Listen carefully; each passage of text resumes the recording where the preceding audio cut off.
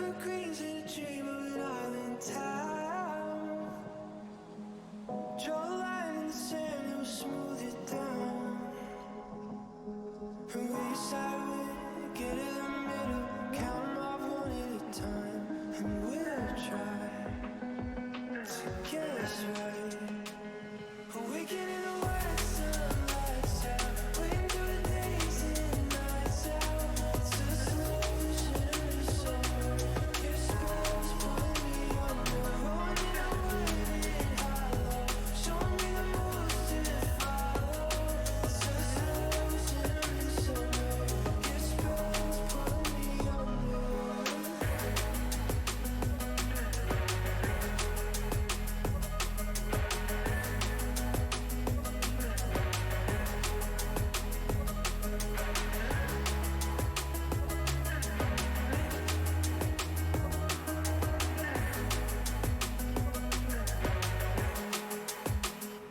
Awakening in the white sunlights out, waiting through the days and nights out. It's a slow shimmering summer.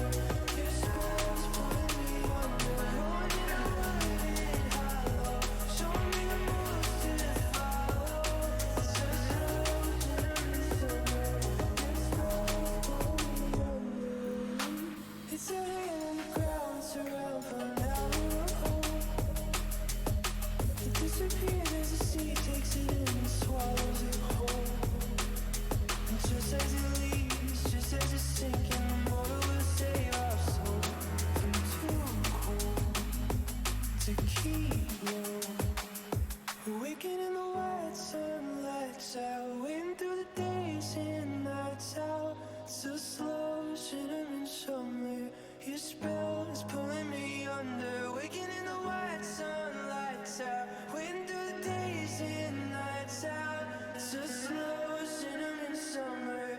Your spell is pulling me under. Rolling in the white sunlights out, waiting through the days and nights out. It's a slow shimmering summer. Your spell is pulling me under. Rolling in a wooded hollow, showing me the moves to follow. It's a slow shimmering summer. Your spell is pulling me under.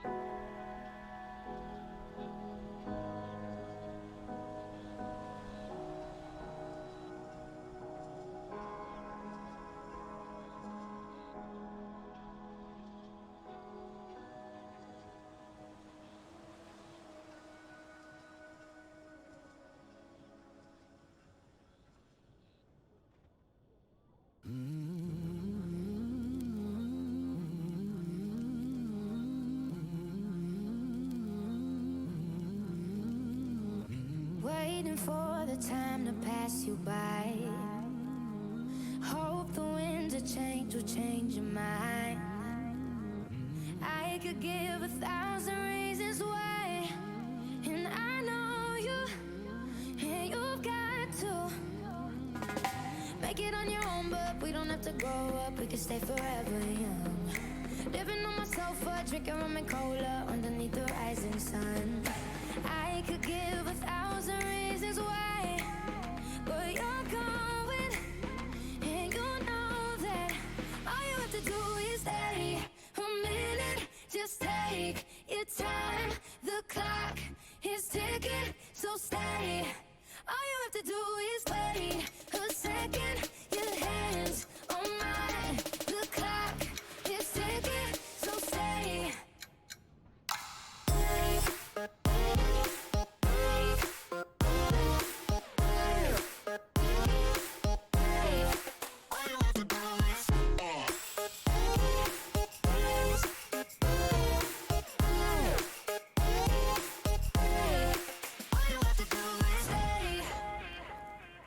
Won't admit what I already know.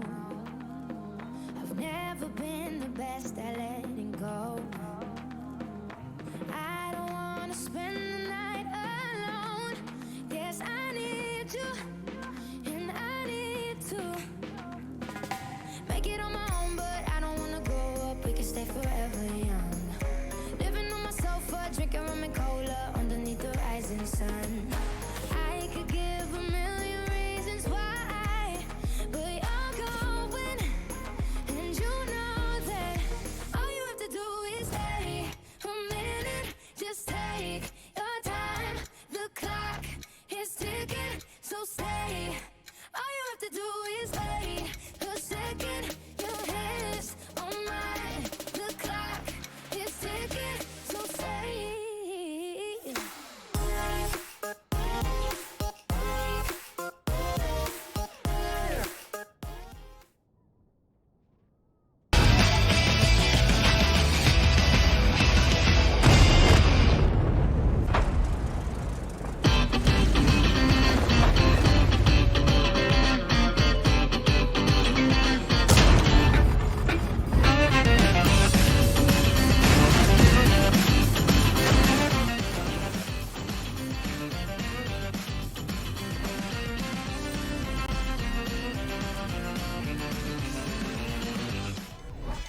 Take me to it.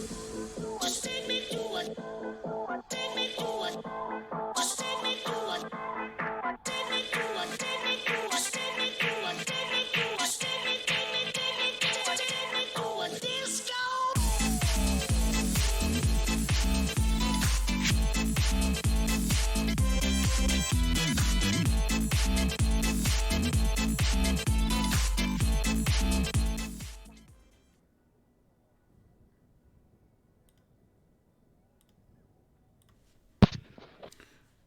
And good evening, everybody. How you doing tonight, Edge? Oh, I am ready for some games. We have currently got a good set of them coming up here, actually, with Bear Force, or not Bear Force One. I apologize. Unlikely Heroes, Yes. who are named in this something entirely different, and Popcorn taking on each other. So it should be kind of fun tonight. How are you this evening on this very chilly Monday? Yeah, it's. I think it's 49 here in Texas, so that's how cold it is. It is very chilly. I know that's nothing compared to where you are right now, but I'm also excited about the second match tonight with J-Lift versus Bears. The first match will be great. The second lift match should be great. We are now into crunch time, squeaky bum time, as they say, because it's a win or go home. Yeah, it really It's is. Single elimination bracket here for the SteelSeries playoffs. So each team that loses their games tonight is eliminated from the standings. Period, and they will finish where they lie, for lack of a better description. A lot's riding on these people tonight. Popcorn. It'll be interesting to see whether or not they kind of take things seriously and start a run up for the playoff spot, or if we're going to see them just kind of having a good time. And then we have Unlikely Heroes, who have been a little bit of, for lack of a better description, a Cinderella story, who started off pretty well, frankly, terribly, and have really made a comeback to play pretty damn well as we've approached the finals. So, yeah, quarterfinals night, pretty exciting, I think. Yep. Well, and something else to remember too. Let's see if Unlikely Heroes can live up to their name. Yeah, that's really kind of the interesting thing here. We've got a good series of maps tonight from Yes, these. we do. So it's going to be Mines Cliff, Proc, Sand River, and then we're going to finish up on Ruinberg if we need to for the tiebreaker. Just kind of interestingly, The battle results screen, the battle results that I'm looking at here from Unlikely Heroes, for in particular Proc and or actually Cliff and Sand River. Okay. Or am I reading this right? Yeah, I'm reading this okay. Between Cliff and Sand River, it looks like Unlikely Heroes has a bit of an advantage there. Um, for Cliff at least, they have a 64.7% win rate over 17 games. So nine attacking battles with a 66.67% win rate. Their defensive battles, 8 battles total with 62.5% win rate. And then for Sand River, actually, excuse me, it's not Sand River, it's Proc. That is their other one. They've got a 50% win rate on it between 18 games, a 44% attack rate across 9 games, but a 55.56% defense rate across 9 games. So they stand pretty well here on this map pool. A lot of direct brawl maps, in particular with Mines and Cliff right off the bat. So if these players from Popcorn, they're playing on a 200 ping, 70% packet loss coming over from the RU cluster. So chances are, these immediate brawl maps are going to kind of favor Unlikely Heroes here. And with as good as we've seen Popcorn play in the past, we definitely need them to take up those 4 games right off the bat. And then just all they have to do is take off that one more. And we'll see. We've seen them be pretty dominant on mines. As you were, I mean, if I remember correctly from what you're saying with maps, but my memory says that their Popcorn are just kind of hard to beat on any map as long as they're taking it seriously. Yeah, so for Popcorn on Mines, they've actually got a 69% win rate. So 13 games played on it. They've got a 66% attack win rate across 6 games and 71.43% win rate across 7 games. But again, their most played map is just better than 2 out of every 3 matches they play. Yeah, exactly. And I mean, like, looking at it, Sand River, they've got a 75% win rate. Ruinberg, they've got a 66% win rate. Proc, they've got a 60% win rate. Their worst map on this cluster that I'm looking at is Cliff with a 52% win rate. Yep. And they've played it 25 times this season. Only 52%. Yeah, only 52%. Well, they're weak on attack because it's 13 battles with 46.15% attack rate. And then their defense, 12 battles with a 58.33% win rate. So it should be fairly interesting as we get ready to go into this game. And so, B-Ted, out of curiosity, what do you think is the most played map of the series? Actually, I don't know why I'm asking you, because you can see the same data that I can. Well, I'll tell you my gut instinct. How's that? I would say Himmels. You would actually be wrong. It's Cliff. Cliff was my second choice, yeah. Yeah, by a country mile, almost 11 games difference between Himmelsdorf and Cliff playtime. The average battle duration, though, on Cliff, interestingly enough, 3 minutes, 34 seconds. So we'll be kind of looking to see what we get out of these two teams tonight for their games here. Now, we have about 90 seconds before we go into the game series. So, what do you think the results are going to... What do you think we're going to see as far as the scoreline goes? I honestly think this is going to be 5-3 in favor of Popcorn. I think Unlikely are going to come with everything they possibly have, but Popcorn's going to be hard to beat. Fantastic. And Viral tonight, Hootie, what do you think the score is going to be, since you are joining us for this cast this evening? Yeah, hi, hello. I think I want to believe in the North American team. I want to believe in Heroes, but I think it's just going to be a 5-2 for Popcorn. Alrighty. Oh, and just to give everyone a quick heads up, we did have some IRL issues and some technical issues, so we're going to be kind of, you'll see 2 different sort of casts on Edges and Mine. We're flying around just due to certain situations. We appreciate you guys' patience with it, and we're all really excited to be here tonight on the SteelSeries playoffs. This is our first playoffs in the SteelSeries so far. I'm pretty excited about it. How about you, Edge? I am definitely looking forward to it, and I think it'll be a great game series as we head into our first game, though, with Unlikely Heroes on the defense, bringing a 50B, 2 277s, and 2 CS63s. Popcorn electing to bring 3 277s, a Super Conqueror, and a TVP 50-51. So kind of an interesting lineup there, honestly. What about it surprises you the most? The two CSs, like that kind of screams either they're going to try to take the hill with the speed that those two tanks have, or they're going to play island. So it's going to be a little bit of an interesting run, but it does look like they're going to play hill immediately as Potato and Deli are now making a beeline directly for the mid ridge. Popcorn with the TVP, the 3277s, heading directly down the 1 through 3 line. So you can tell Popcorn thinking a little bit that Unlikely Heroes is going to send those two CS63s across, or they just want to put some direct pressure right onto the cap here. But they are going to, as Haglar is still clipping at this point, as they slide 3 tank. Oh, no, they slide 1 tank directly on, and they continue. The 277s directly coming up behind Haglar here, now in a lot of danger, as he's just going to have to bug out as fast as he can. He's going to drop his clip, possibly get 2 shots in, or nope, he gets 1 shot and gets lit, sit on fire. Haglar burning down to 1230.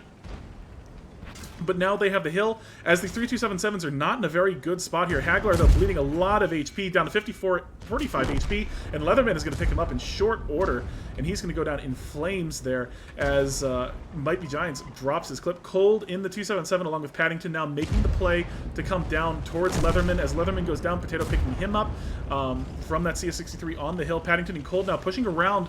They need to be careful here because if they push out too far, they're actually out of any sort of assistance that they might be able to get from the two CS63s on the hill, which have now realized that they have a Super Conqueror out of the fight, and Potato and Deli are now making the play around onto Boris here.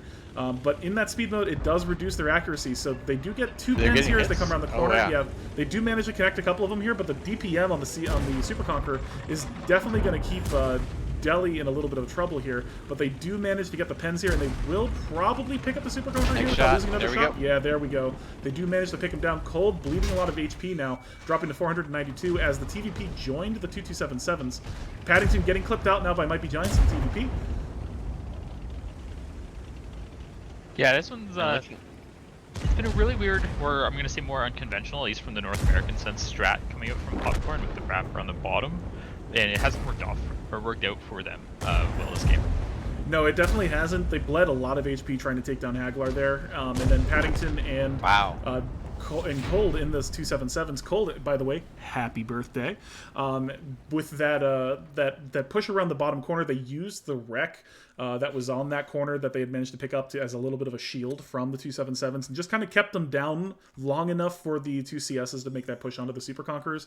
And with that, it'll be Unlikely Heroes game 1 already. That's fantastic. Yep. And then looking at the after battle results screen, you can see Potato. Yeah, Potato and Deli each doing a good amount of damage here. Potato up to 30, almost 4K damage and 3 kills. Definitely an MVP of that match with 11 pens out of 12 shots taken total. Deli up next, about 2,600 damage, not bad. Cold 2,500. Paddington at almost 2K, and then Haglar, even though he died early, he did manage to get both of his shots off and pen both of those shots. Trouser Snake in the 277, one of the last ones that was left alive.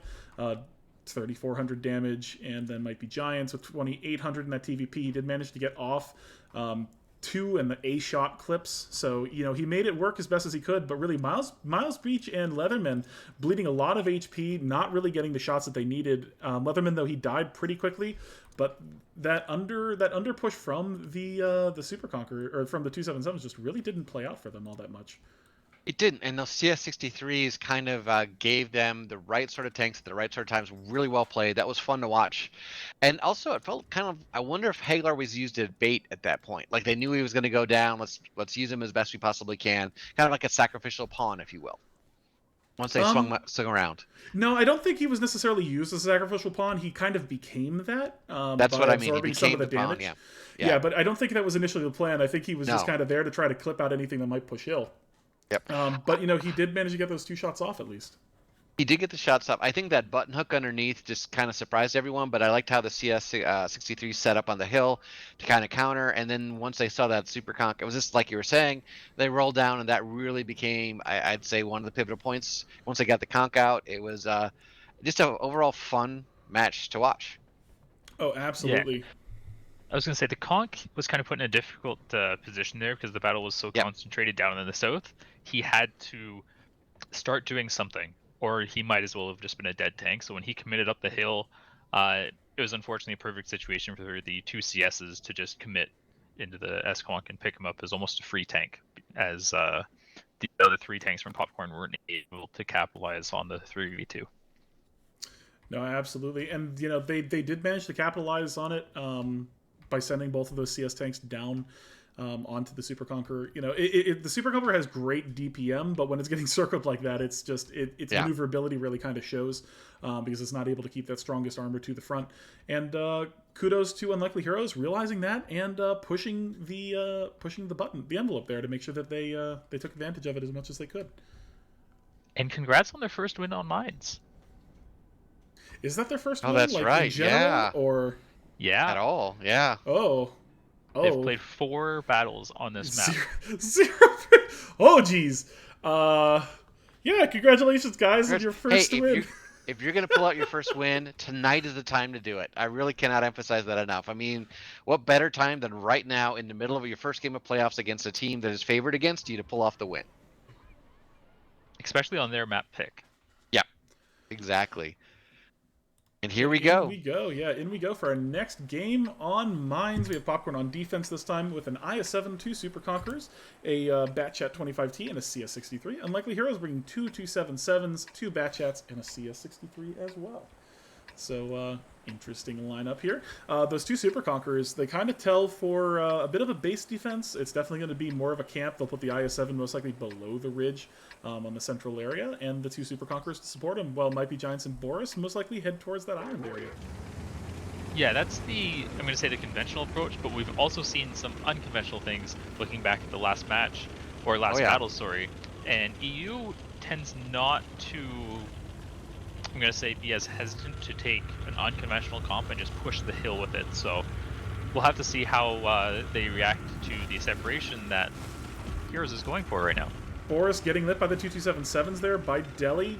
Both of them managing to get a shot into him, dropping him to 1476. So good shots from Colton Paddington. And it looks like it's just going to be a primary central hill play area here for Unlikely Heroes, as they've sent both Haglar and Potato now up the line, get into a defensive position on the hill, and possibly get a few shots in onto some tanks that might get away. But they have already gone. But Unlikely Heroes has gone ahead and abandoned the hill at this point.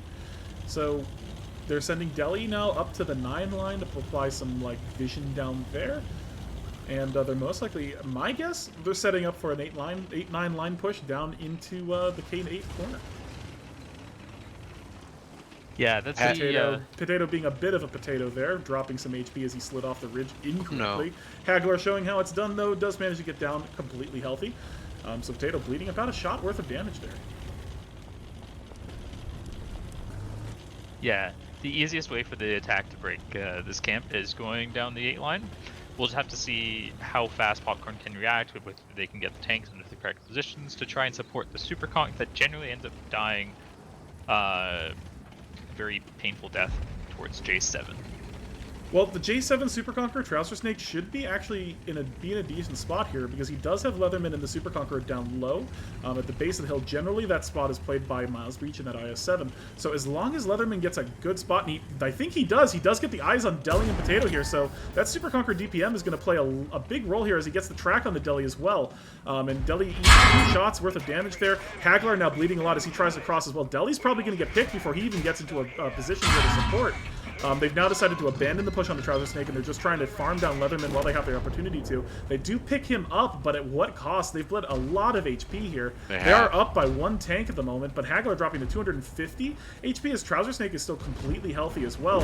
And they're on reload now. Yeah, Trouser Snake should be able to just push in here and get some shots in on the CS63 and the 2 Batchat here. Deli's going to die here very shortly, and he does. And they should be able to pick up Potato in just a moment as well. And that's going to crash down. Yep. He does get the ram onto Potato nice there. Ram. Cold and Paddington now in not a good situation as they're getting pressured by the IS-7. And actually, they do pick up Miles Breach. Miles Breach, I'm not entirely sure what he was doing, pushing all the way out over there. Yeah. He didn't even go the safe route to get behind the rock. He just kind of played in that spot. But with Trouser Snake now full HP, he's coming into a position where he can actually use that gun depression on this ridge and get shots into the 277 here. And the IS-7 might be able to get a couple shots in as well. Yeah, they need to just focus on 1 tank and stop trying to split their focus like this. it's just not going to work out for them, especially overcommitting for the one shot or not. Well, and Now here's one-shot the IS-7. misplay. They're making the play for Miles Beach here in the IS-7. They do manage to get the 2 shots on him, but that Super Conqueror DPM, I mean, if Miles Beach can get one more shot, he doesn't manage to, though, and it's going to come down to really just 2277s versus a Super Conk here with their DPM. And just not crashing or getting stuck. Okay, Cole, I thought he might get stuck there for a second. That was the worst outcome, as the Super Conk now gets to take essentially 2 individual 1v1s. Yep. Yeah, that was not the play there from Colden. And it's on a corner where he has the high ground. The bounce there from that heat shell not needed as the track ate it. Could be one and shots he'll here pick for up that Paddington cripple. here, Yep. and now he's going to pick up Cold, and that'll be it with Popcorn taking the win over Unlikely Heroes here. A back and forth matchup. Ultimately coming down to just Trouser Snake here in the Super Conqueror to finish things up. And he fired quite a few rounds there throughout that game. Definitely saving Popcorn a little bit there as things kind of went sideways for a bit.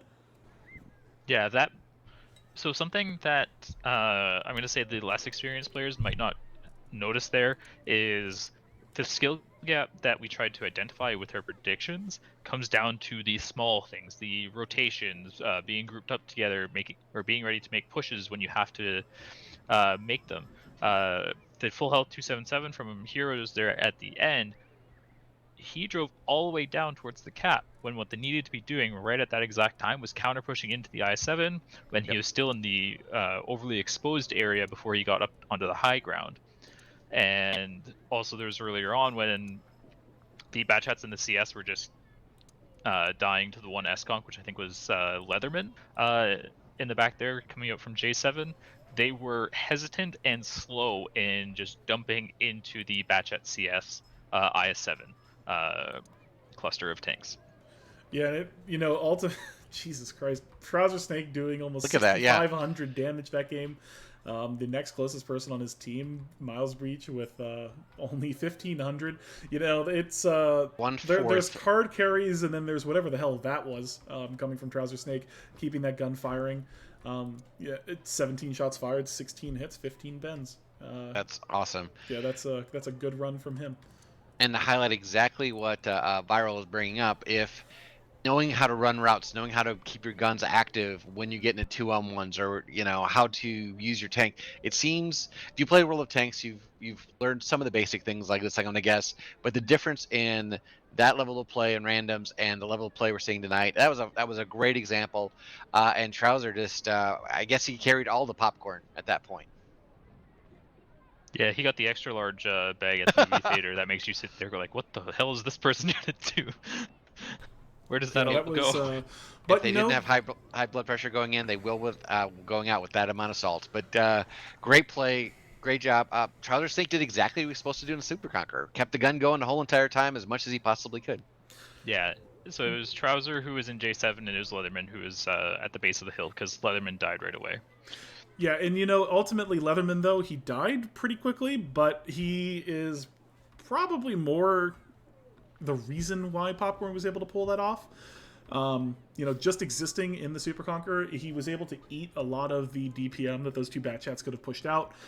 He was able to distract them a bit and get some tracking shots in, especially onto Deli there in the CS63, eliminating one of those the single shot fire guns, and keeping Deli down to 1,500 damage total for that game. Yeah, it was well played by Popcorn there. Yeah, so during the battle there, I made the comment about how the tank at J7 generally dies a rather painful death, and the reason being is you need to create a safe area for your tanks to hide, like especially your batch hats while they're on reload. And because they killed Leatherman under the hill, Trouser Snake had free reign on the double bats to get essentially 2-3 kills. He killed all 3 mediums. I know we're going into the next game here. I just want to quickly try and finish this. You kill that tank so that way your batch hats have a safe place to go. Then all of a sudden you have the high ground on your opponent, and they are now in a crossfire rather than essentially allowing what Trouser Snake just did. On to the next game. Yeah, into the next game, we have Cliff coming next. Popcorn on their, quote, defense, bringing 2277s, a batch at a CS63, and an STB. Unlikely Heroes with 3 batch hats, a CS63, and an STB in for them today. And let's go ahead and see exactly where these tanks are headed. Popcorn looking like they're just going to aggressively take that mid hill That's what it looks along like. with Unlikely Heroes. Now, Unlikely Heroes does have, in my opinion, a bit better of the tank lineup. Just because of the DPM that those Batchats can put out, but the Deli and Haglar really have to make sure that they conserve their HP here, because if they go down, it's going to leave them in kind of a rough spot while those Batchats are reloading. And in we go with Deli leading the charge and meeting Boris in the CS63 as they take the ridge. Cold and Paddington, the two Batchats, they're trying to take the corner there. They should be able to drop some DPM out into Miles Beach. And the 277 as he tries to take the corner. They do manage to get a shot into him as Potato is in the mid now, playing it as well. Oh, 424 on Miles. Yeah, Miles now dropped, 428, dropping to 428 as they do get some shots into him. Trouser Snake now in a rough spot as well as Deli in the CS63 is dueling Boris. Now, Cold, Paddington, and Potato are going to be on reload here really shortly. So Hagler trying to get past Potato here. They're running into each other a little bit. Deli in the CS63. If he doesn't get pushed by Miles here, it should be it. He is going to get pushed by Miles here. Miles is just going right over. He's got his full clip, and he's just going to dump it into Deli here. Deli going down to Leatherman in the 277 as it pushed through. Potato and Hagler now trying to get some shots in as Popcorn is just cycling their HP exceptionally well. Yep. All of them down to basically a one-shot, except for Leatherman here. But Leatherman now being able to absorb these Batchat clips. And it's really coming down to just individual player skill here as Potato now fully reclip is going to be able to pick the kill Boris. onto Boris, but he bleeds almost 800 damage for that. He does get the kill on the Miles Beach as well, so it's evening things out a little bit here for them, but Popcorn's still up by about 300 HP, and a clip here going into Paddington, picking him up as Hagler gets a kill onto Leatherman, leaving it just the two Batchats. Potato getting picked by Trouser Snake. Will Cold be able to get another shot into Trouser Snake before he gets a shot? No, he's not. And Hagler here in the STB is kind of in a rough spot as Might Be Giants is now pushing through. Cold on reload now. Oh, Might Be Giants misses the shot. Will Hagler get the other shot? No, he won't. Batchat reloading just in time as Cold now on reload is trying to make a run for it here. But it's still... it's still really close. There's only 172 HP now on the Popcorn. With Unlikely Heroes able... I mean, Cold, if he plays this right, could possibly eat 2 shells. He's going to be off reload here as he comes back around the corner, and he's going to have to hope that he runs into Popcorn separated, but looking at the minimap, it doesn't look like that's going to be, as both of Popcorn take the hill now. Yep.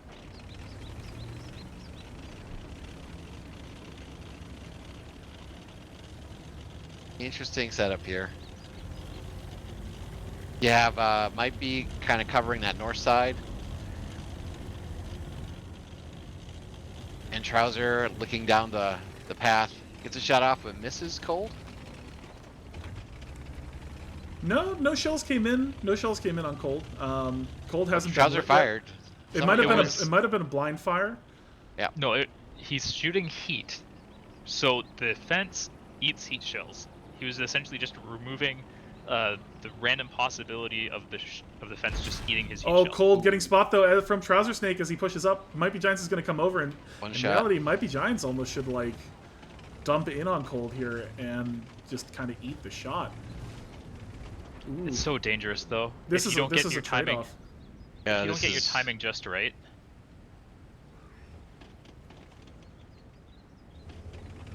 Bit of a standoff. Oh, absolutely! It's kind of a.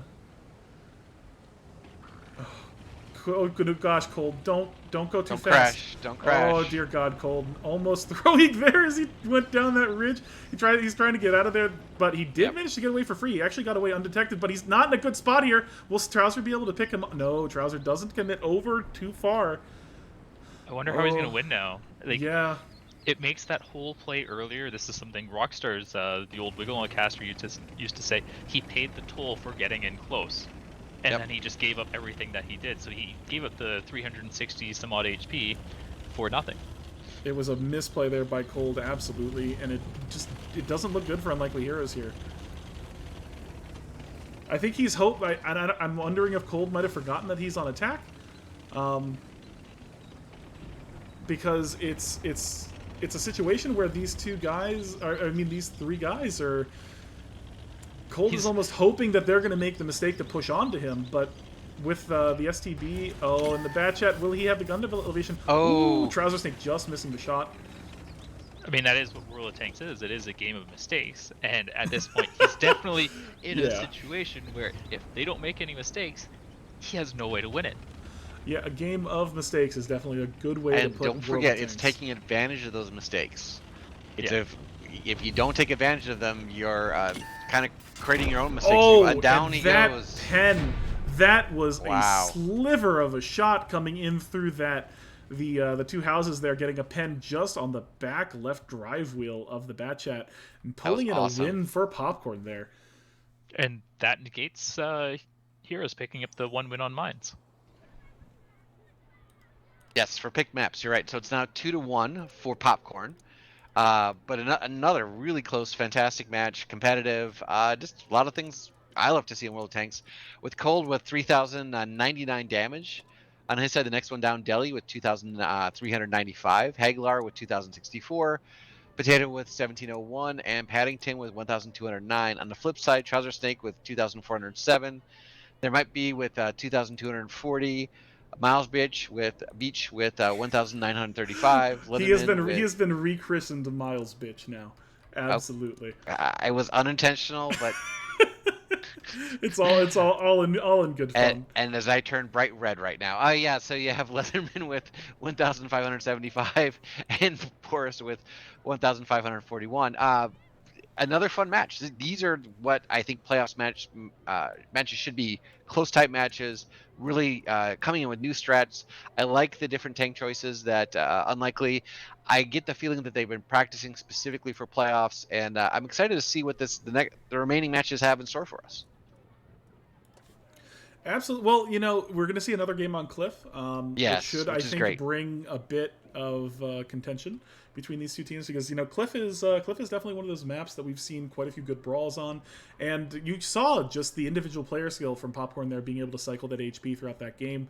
Yep. They were really able to maximize their DPMs as well as their HP to the best of their abilities because they kept tanks alive much longer than they should have.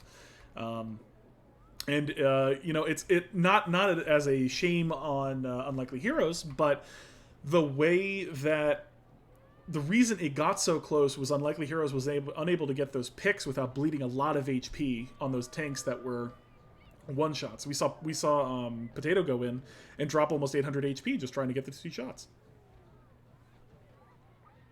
And Viral, what were your thoughts? I don't necessarily like the idea of the 3 Batchats. If you don't get enough damage off early on, then you can't prevent the overwhelming aggression that's going to be coming your way as they attempt to punish your clip. So I think early on we didn't see enough damage come out from the triple Batchat lineup, but then we also saw Popcorn failing to capitalize on the reload, and then eventually those Batchats came off clip, and that's what made that game as close as it became. Yeah, it absolutely got close there when it really didn't need to.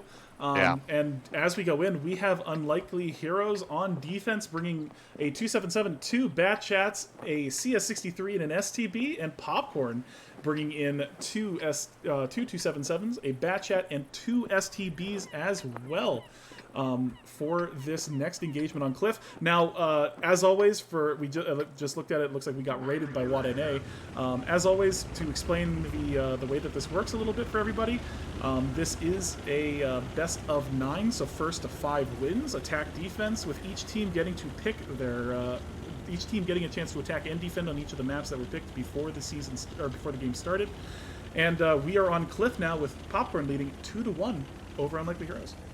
And it looks like it's kind of going back to the way that we have both of them playing mid here, kind of aggressively, as Might Be Giants in the Batchat with the 2 STBs following closely behind.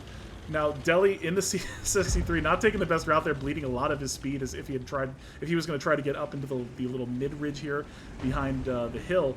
Boris in the STB bleeding some damage now as the 277 manages to connect as well. Delhi bleeding, though, as he tries to get up. Might Be Giants already waiting for him as Delhi bleeds 2 shots worth of damage. He is going to get away, though, with only that, as Might Be Giants bleeds. I think that was a 277 and Haglar in the STB that managed to get a shot. Looks like it was. Yeah. Delhi getting a pen there, getting penned again by Trouser Snake in the STB as he peeked over. And it's kind of an even HP trade, but Popcorn is up by about, 800 at this point. And that was always great. And for those of you coming over from WADA, just to give you guys a heads up, this is 5v5 at tier 10. And what did you think of the builds for both of these teams? Viral. Tank choices. The build, the tank choices aren't necessarily or what matters as much as what the teams choose to do with them, and I feel like that's exactly what we're seeing here. Heroes has come in with a much more defensive setup. They are trying to prevent the enemy team from just pushing right up over mid onto them. That's why they have the 277 in the back. That's why they have Batchat off in those buildings. That way he can get a full clip off and then potentially reclip for coming in with some cleanup action in like the second half of the fight that's to come. But they've bled a lot of HP towards the start. And yes, you can sit here and say that Popcorn's bled some HP, but I feel like from the defensive side, losing the HP on the tanks up close matters more than losing HP on a tank like Padding or Cold at the back. Well, and the reality of it is also is that Popcorn has a little bit of HP to burn, right? They brought the two 277s, which gives them a little bit of extra HP there up against Unlikely Heroes. So already Unlikely Heroes down a bit, and they allowed Trouser Snake and the STB to get up the hill for free. Yep. And now they've allowed Might Be Giants and the Batchat to get around down to the E3 corner of the donut to be able to get a clip in as well, if he plays that correctly. So Unlikely Heroes kind of letting Popcorn take control of the map on them a little bit. Yeah, it definitely feels like Popcorn's the one dictating at the moment. Oh, they Pace, totally tempo. are. Yep. That's one of the things. Heroes doesn't actually have any way to dictate the tempo right now. Paddington has no way to aggress on the tanks in the middle without potentially losing his entire tank. They're now attempting to do the only thing they have available to them, which is Cold around the back. But here we go. Pushing Here's over the push. top. Yep. And here comes the push. Might be Giants in the Batchat getting the pen there as Cold in the Batchat is flanked all the way around. Haglar trying to stay alive as Boris gets the good ram onto him. And Haglar's going to go down here as the STB managed to get that kill. Leatherman and the 277 now making the push onto Potato. They're going to make short work of him. And all that's left now is Cold and Paddington. Paddington kind of caught out here in the middle, Yep. getting clipped by the Batchat and the STB. And now it's Cold once again on his birthday, left as the lone stander for Unlikely Heroes against this RU menace. Yeah, I wonder if he got spotted going around the back. It's hard to say with where the STB was set up, but as soon as with the way it looked to me, as soon as Cold got spotted, they just W keyed over middle, and that was the right play to do. And our standard Cliff's Carnage in the middle. There to It finish up the absolutely match. was. Yeah, standard Cliff Carnage is absolutely the way that I would word that. Unfortunately, that will be a third game victory for Popcorn, going up 3-1 over Unlikely Heroes at the moment. But not all is lost. We do have plenty of games coming up, and we have just to take a look at the after battle result screens. I mean, Popcorn, their damage spread was so much tighter than Unlikely Heroes here. They were just able to get out the damage that they needed to. And Might Be Giants with almost 3k and that Batchat on the corner. I don't think he actually missed a shot while Popcorn made that over push onto the mid. And it came out pretty well here for Popcorn, as that was a solid 4-1 win, or a 5-1 win rather over Unlikely Heroes. But we will have to wait and see, as we are about to head into Proc now. Yep. Which You actually is... have a timeout Oh, from okay. Popcorn, okay. so they might be doing a smoke break or bathroom break. Generally, teams use them for a variety of reasons. They could also possibly be letting heroes stew in their own sort of mess that have themselves in after losing their map pick. There's psychology in moves like this as well. So yeah, that is definitely a case sometimes. That is for sure. And I'm wondering if we might take advantage of this next game on Proc and do a little bit of a listen into Unlikely Heroes. it sounds like a good thing. Also, just to let you guys know, if you have been playing Fantasy over the season, you can still play it right now. I've got a few viewers in my chat who are very happy with Trouser Snake getting the amount of damage he did in the Mines game. 6,000 points is a lot of fantasy points. 6,000 in damage. So another fun part of the Fantasy League is another fun part of the SteelSeries Community League. And it's another thing, just kind of help spark interest, if you will, in different players, gives you a chance to cheer different things. And again, a huge shout out and thank you to SteelSeries for sponsoring the league this year.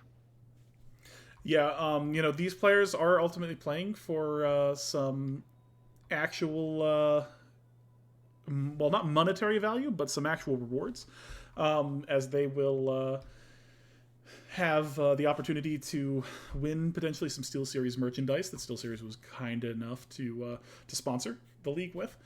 So first place winner, if I correct me if I'm wrong, Viral, will get a wireless mouse, a wireless headset, and a keyboard as well. So kind of a nice thing to pick up for just simply playing a game that you're good at.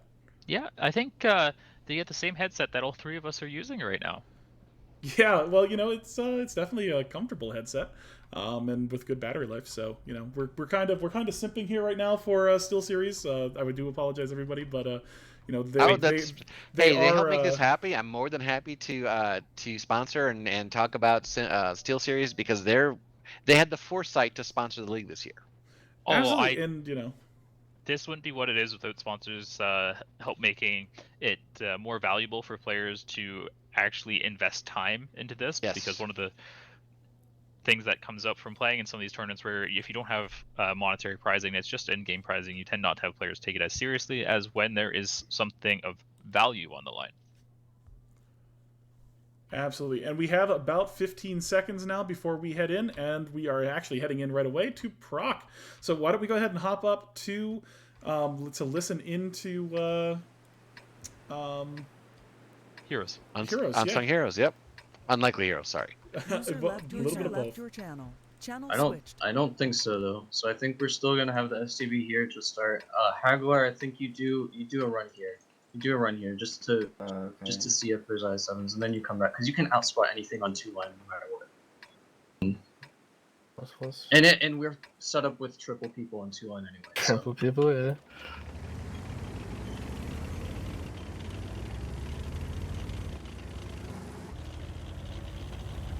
Cold's gonna be the most important. I think if Cold's a pick, we lose. If Cold's not a pick, then we might. Like,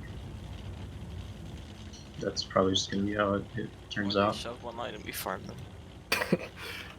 Or they shove one line and those. Please. I don't see it mid. No, nothing mid.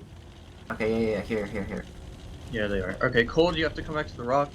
Potato and Patty, you guys start taking to 2 line. Like tank 2 line or what? Yeah, Haguar 2 line. I think they're just gonna get on cap. I think they are too. They're gonna come try to pick me A6 with bats, I think. Unless they're just trying to do that with the IS7. I'm gonna just sit here and wait. Damn, dude, put some WD-40 on that door. Cold, I think actually you play here, so then we can push mid if we have to. Do you want the back going all the way? You don't want you staying and waiting for the I7s to do something retarded? Use like full Patty or someone has shots. They're trying to bleed me, they did. My bad. Their bats are gonna come. They know where we are now. If the bats are coming to you, I'm gonna clip them. Alright. My bats again. Bats might just get on cap. There. Fuck, what the fuck? I don't have. The bats are gonna dump there. I'm coming back full. Might be Giants, it's down a kid. Oh, okay. And the bats went back. Like, Fuck, dude. did we bleed them at all? A little Oh. bit. 800, not enough. Potato, what do you mean I have them? Okay. How do you not see this? Where else are they gonna go? I never render on like the top of A6, dude. Well, I'm They're not on 27 now cap yet. because we were desperate. You can take Hill, Patty, you Yeah. can probably take this. Or you can just farm my 7s mid, I don't know what I shots don't you really have. have shots at the moment. Should I not go like back north and then I can just come up over this? That's like the only chance I have, because otherwise I have to I fight the guess. I7s. I guess. I7's going on cap maybe. Yeah. They're either going. It might Is just put the 3 on. CS on cap and then They're gonna That's just put here. 3 on. I should come to mid maybe. Yes, you I'm should swat. go It's mid. CS is hill. It's CS is hill. It's probably. Fuck man. So they have a CS bad A6. Yeah, CS can just 1v1 me, so I could be screwed. They have a bad It's A6. pretty much just over. Potato go A6. Like, why would you go mid? Honestly, like that's just I just They're just asked gonna you if push I off should go mid. They're in. getting off You cap. said yes. They're off cap now. What? Yeah, Hmm. because now they can just push us. If you guys try to push for Miles Reach, maybe, but like. I have to push at 7s. Oh, if they're about to come over, I'll get the first. Wait, Ah, if yeah, you I'm clip them ready. coming Yeah. over, I'll take the 1v1 with the IS-7. Okay, I'll try and give him another Yeah, shot. that's possible. I think. Easy. Nice. The CS is coming This mid. bat's gonna come people. Okay, we're gonna try and deal. Alright, has to. I gotta Yeah, go. I'm. be Wait, safe, can you wait yeah. for me? How many is trouser shot? Shot One, 2. like at most. Okay, I just one. have the broken. We can get this guy golden. Uh, I'm just gonna die to the fucking CS.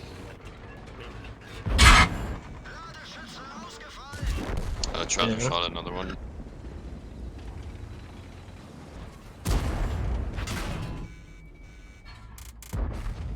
That's not Ah, bad. well.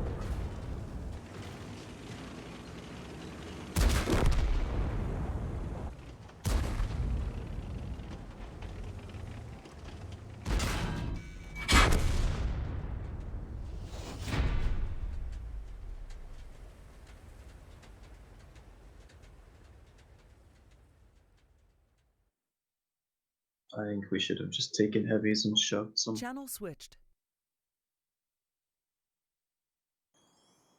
User joined your channel. Alrighty. User joined your Well, channel. you could hear a little bit of frustration there, I think, starting to get to Unlikely Heroes a bit. As to be expected, to be honest. When yeah, to be honest with you, that was just kind of a smackdown by Popcorn. They kind of just got outplayed everywhere they tried to play. With Cold, Birthday Boy doing almost 3k damage, Paddington pushing in with a Leo, which is never advised against an IS-7.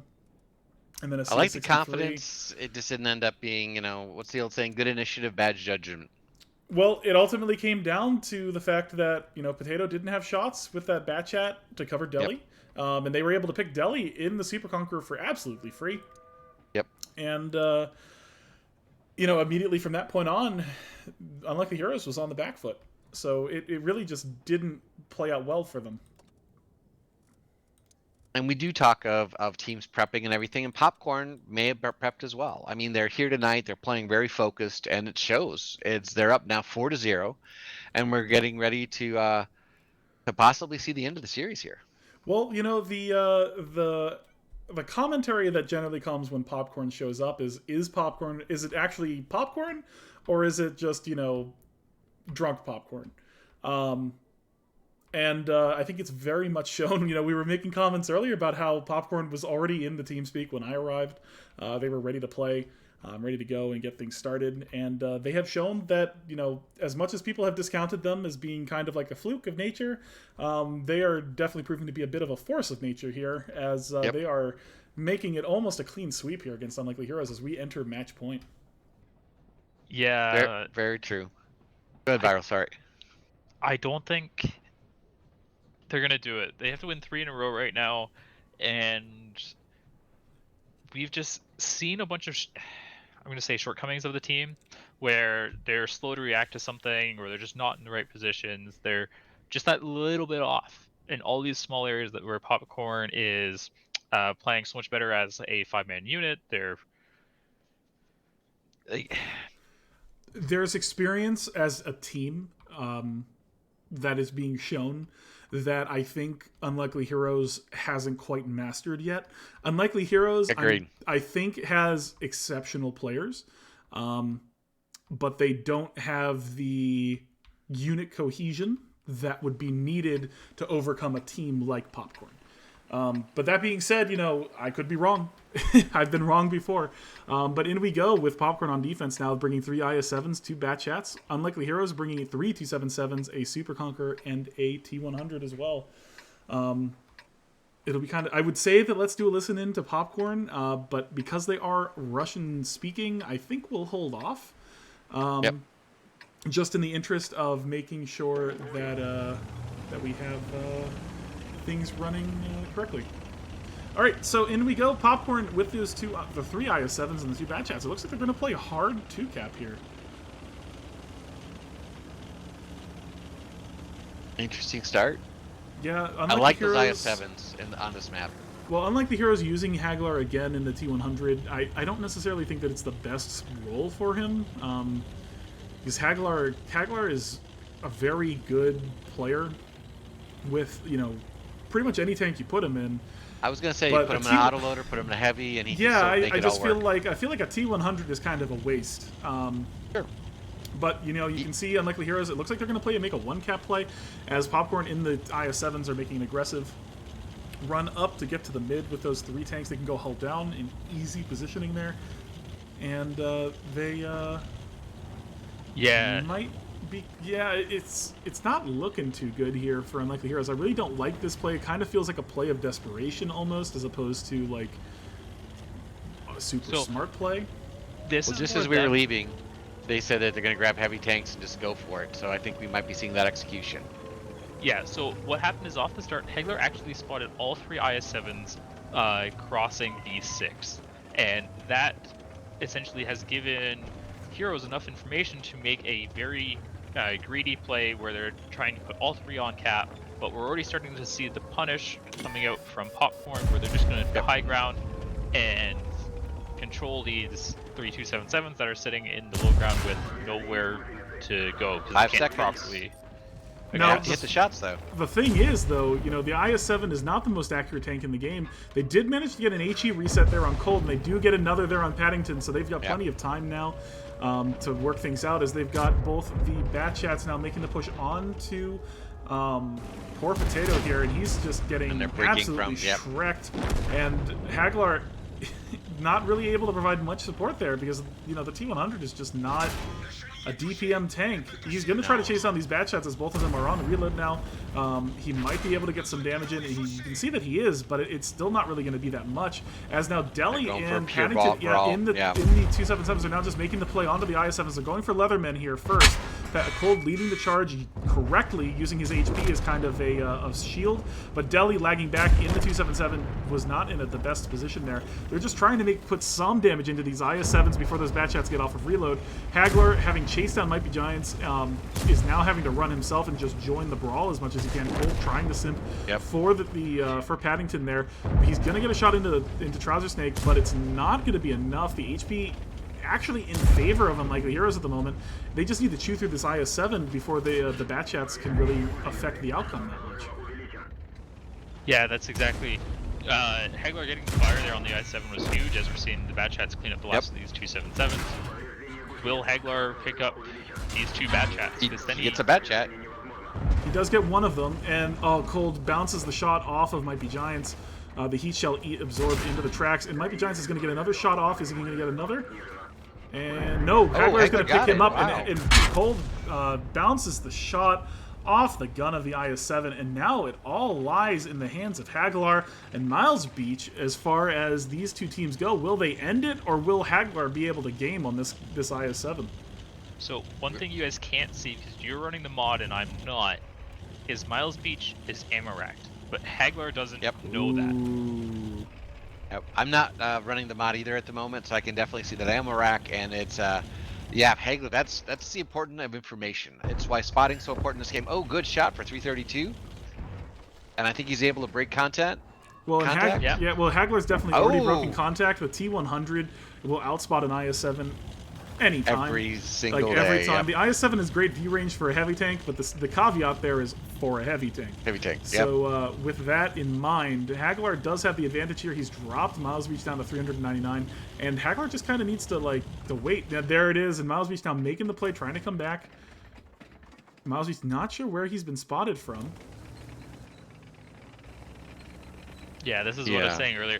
If they can clean up those IS-7s, this T100 can win the 1v1 against the IS-7. It just comes down to positioning and how well Haglar can use the bushes in order to keep himself hidden when he goes to deal that damage.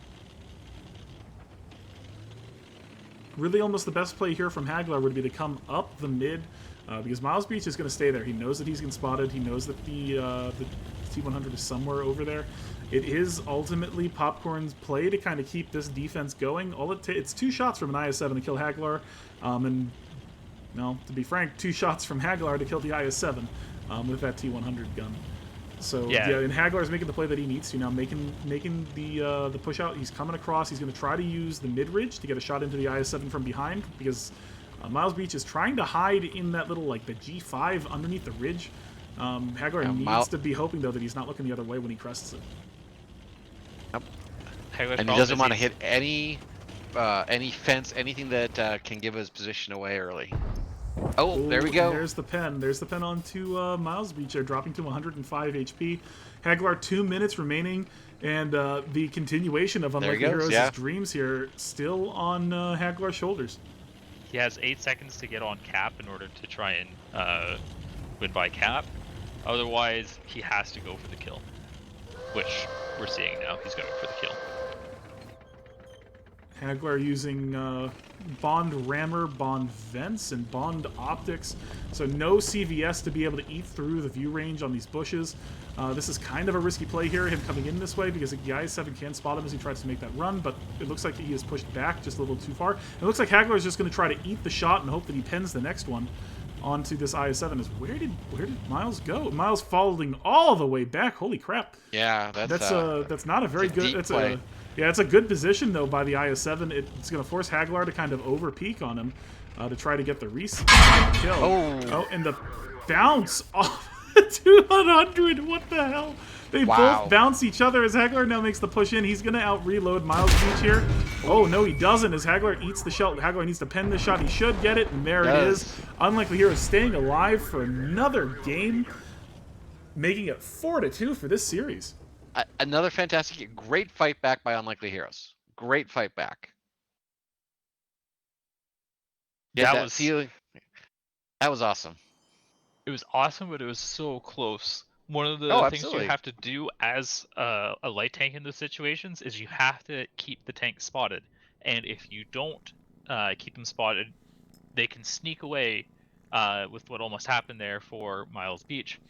He was like a quarter of a second away from not getting spotted in those bushes, and Haglar just happened to poke at the right time to catch him and get that shotted. Otherwise, I think we have a completely different game on our hands. Sure. But again, as we've been discussing, guys, it's the little things that makes a difference with these high skill level players. It's knowing when to poke, when to run your route, how to run that route. And Haglar being that T100 turned out to be the game-winning choice.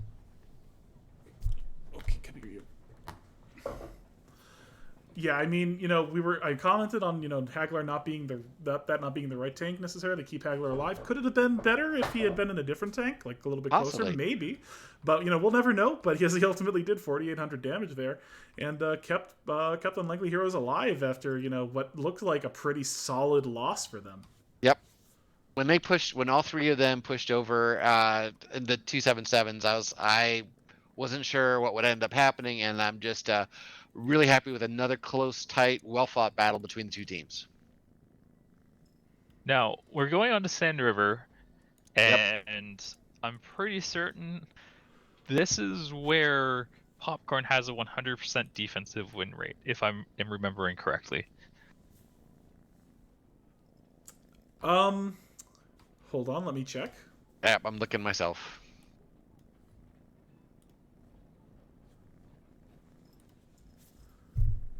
Yes, they in fact do. Yep. So work cut out here for Unlikely Heroes. All Popcorn needs is one win to pick up this W, and unfortunately, it is their turn to defend on Sand River here. Yeah, and Heroes, they're rocking that 29% attacking win rate. So. Hey, we saw earlier they got their first win on mines. So is this their, turning point? Great fight back in that last match. We will see. I mean, that's a fun thing, guys, is we get to see what's going to happen here. We've always seen in competitive tanks play, we've seen some amazing comebacks over time. Will this be again? The odds are against them, but we shall see. Well, it's definitely it's definitely possible. I mean, Unlikely Heroes can do it, but they've really got to work hard to make sure that they pull off the W. And we really want to thank all the players, everyone who makes this, the admins, Viral for setting this up, all the admins out there like Click and Peace because they helped make this happen. But the players are really coming out tonight. This has really been a fun match. If you guys are watching this for the first time, this is just amazing play you guys get to see, and it will only get better with our next match, and hopefully it'll continue to progress all the way to the finals. I think the finals this year will be absolutely fantastic. We have, I'm going to say, 5 great teams all playing out for that spot in the finals right now, and I can't wait for Friday night. So if there are 5 great teams, Viral, my question is, who is the 6th bad team? The team not as good as the other 5.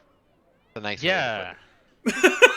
Yeah. I kind of called you Great. out a little bit there, but Great no doesn't pressure. mean that all the rest are bad, because you still have good teams and you have okay teams. I think the okay teams were Flippy B and Moist, and then the good teams were Heroes, as we saw them pull some upsets in the second half of the season. That's one of the nice things about when we do a longer league like this. Some people criticize it for like, oh, it's too long, or the rewards aren't worth it. But part of the reason why we run it is because we give players and teams time to grow. They can play with each other. They can adapt and learn uh, and get better at the game as a team. And that's where we see the develop going between round 1 to round 2, where teams that may lose a bunch of games in round 1 all of a sudden start picking them up as they get better as a team. Yep, and we have seen teams show great improvement throughout the season, begin to get their feet underneath them. Thermatitos early on seemed to struggle a little bit, but they found their feet. We mentioned Unlikely Heroes. It's been fun to watch. FHS early seemed to have 1 or 2 moments before they just kind of really found their stride, if you will. So it's been a fantastic season, and it's been something special. And here we go into Sand River. yeah, in we go into Sand River here with Popcorn on defense, bringing 2 Kronwagens, 2 Batchats, a CS63, and an STB, and Unlikely Heroes bringing 2 Batchats and 3 STBs. So interesting run. Oh, also something that we forgot to mention. You made the comment about the ammo rack on the IS-7. These crews are maxed out, so Hagglar actually would know if he had moused over the IS-7. That's because true. he does have the perk that gives him an idea of what modules are broken on the tank. But as we settle into Sand River, we have Popcorn sending those 2 Kronwagens directly towards that 2-cap ridge. Boris in the CS63, not doing the traditional spot run. He's just kind of making the play around, hoping to see if he can get an eye down that mid-road, which he ultimately doesn't because there's nothing heading there. Cold in the Batchat now playing the mid-ridge with Paddington back at base in that STB, as the 2 STBs in the Batchat now make a south play. Yep. Might be Giants. Yeah, might be Giant in the Batchat there. On that mid-ridge, the F9 ridge. Kind of the typical bush, so if he gets blind fired, they'll definitely know that at least something is there. And he'll probably get blind fired, to be completely honest. Yeah, but Miles Breach in the Kronwagen does overpoke the ridge. He does get lit for it. He doesn't light anything back, so he knows that there's something in one of those bushes. Not sure which one, though.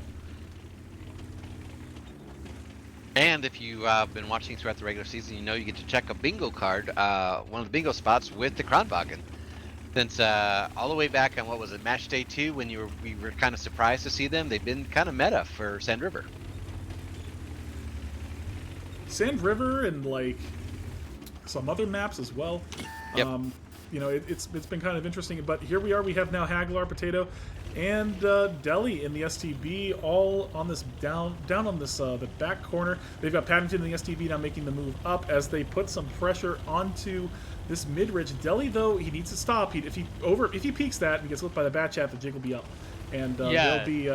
And it does look like they might be. It looks like Popcorn actually, though, reading the way the wind is blowing here. They've gone already and pulled out of the south almost completely, sending those 2 Batchats up the 0 line, getting them into a position where they can support the mid. With Leatherman now switching out with the Batchat, and I think Unlikely Heroes is gonna try for a 1-cap play here. At least that would be my guess. Yep. Leatherman's moving into position to get some spots on there.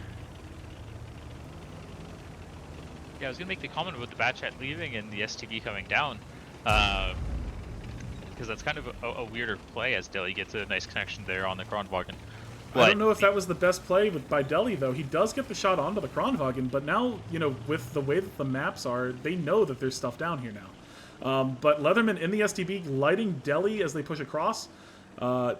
Actually, I don't think Leatherman lit him. Leatherman didn't light him, so he didn't peek up off the ridge fast enough. Deli, now they're lit. There we go. There's the light as Leatherman reacts to that, and they're going to put Potato in the bat chat right on the cap as Deli and Hagler are now 2 STBs facing off against Leatherman here. Cold in the bat chat, and Paddington, the STB in the middle, might be able to squeeze some shots into the STB, depending on how far back he plays. Cold just missed.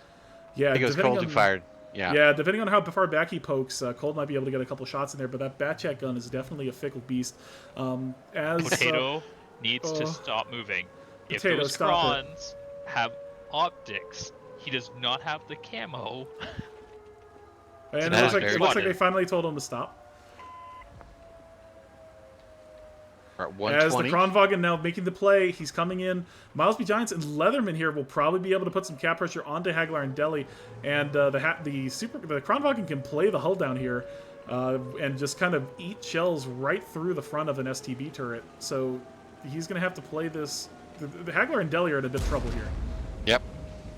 Miles B. making the farther play. He's trying to get up and around to see if he can get some shots in, and he's going to take the over peak here.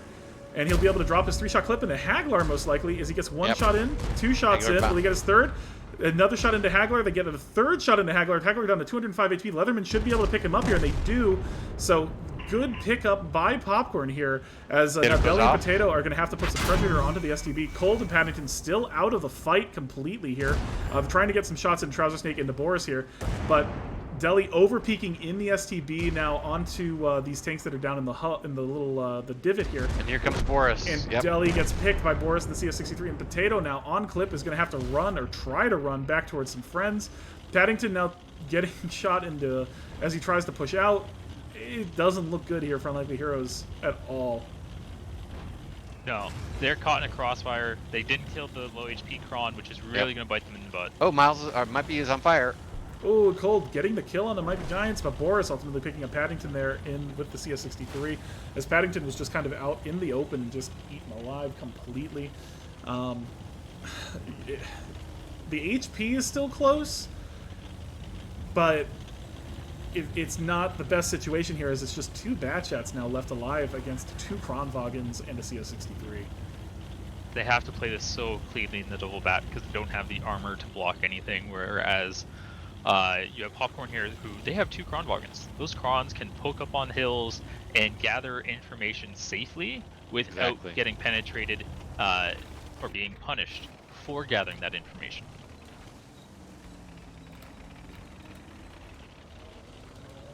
I don't like this spot from Cold. Unless Cold breaks right now to kind of bait them. I 100% agree with you, Viral. Like, you have to look at the timer and you have to look at the map positioning. Yep. And that is the difficult thing for them because they don't necessarily have the HP to trade. Especially if they're going to try and use the cap, they have to be able to punish whatever pokes. And here comes Trouser Snake. They don't have that. Yeah, Trouser Snake's going to get the slip off into Cold. He gets 1 in. He's going to get the next one. He is going to... No, he's going to whip the 2nd shot. Cold's going to get away, but there's only about 1 minute and 52 seconds left. And this is this Kronwagen being on 267 HP because they weren't able to get that kill. That's locking down map position. They can't try and flank him behind Trouser Snake here in order to punish with Potato. Minute 30 seconds, they can't cap with a single tank, and now they have to essentially give up all the information in regards to where both vehicles are, as they have to attempt to cap with both if they were to try and do that. It's do or die time for Unlikely Heroes for their season. And if Potato gets away with this. Potato gets 2 shots in, but now he decides to ignore Trouser Snake and instead try to get a shot into Miles Beach, and neither of them actually die, and both of Unlikely Heroes' tanks go down in a blaze of glory, last-minute glory, which is unfortunate here for Unlikely Heroes, as they are now eliminated from the SteelSeries Community League after what would be considered a heartbreaker of a game series against Popcorn. And Popcorn will move on to the semifinals next week with a 5-2 victory over Unlikely Heroes. Yeah, They right will. in line with my prediction. Yeah, Yeah. yeah, it was. And we definitely want to say thank you to Unlikely Heroes for the amazing season. It was fantastic, and it was great to see them as part of the SteelSeries Community League. Yes, it really was. We do hope to see them again when we continue in the spring. But otherwise, they an 07 to them, and congratulations to Popcorn for advancing Oh, absolutely. to their next the next level of this league. The semis. That is. Do we know who they'll be playing, or is that yet to be decided, Viral? So how it works is highest seed will always play lowest seed. So FHS, who is currently first place in the league, will play the lowest remaining seed left over because Popcorn was third. That actually means that Tomatitos and Popcorn are guaranteed to play each other, which then causes FHS to then play the winner of the match we have coming up next, which is J-Lift versus Bear Force 1. Fantastic, and And another that's a great set fantastic of match. games. Yeah, it's Yeah, going to be that's going to another be great great. set of games. But we will be taking a quick 8-minute break or so, and then we will be back for our next set of games. Thank you everybody for tuning in, and we will see you after the break.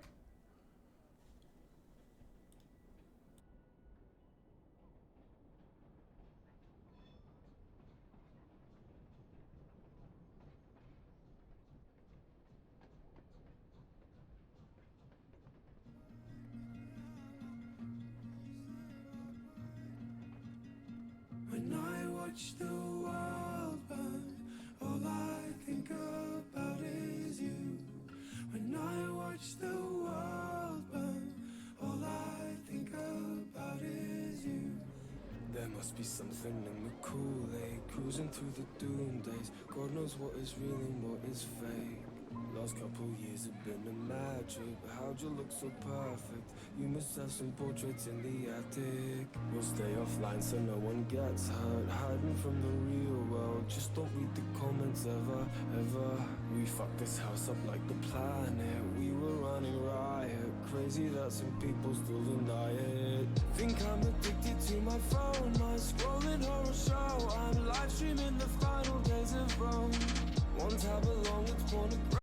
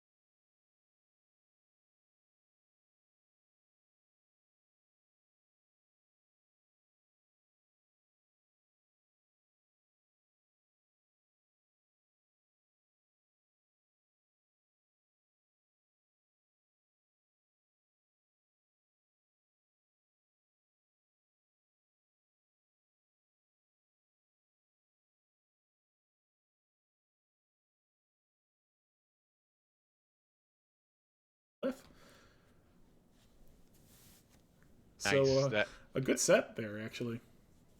Yeah, I mean, it's, again, we've been really lucky tonight to have some really amazing matches. If you missed earlier, please go catch the VODs. That was a fun series to watch with Popcorn taking the win, but it's still a fun series. It Yeah, was tight at times, it was close, and I'm hoping for even more competitive series with JLift versus Bears.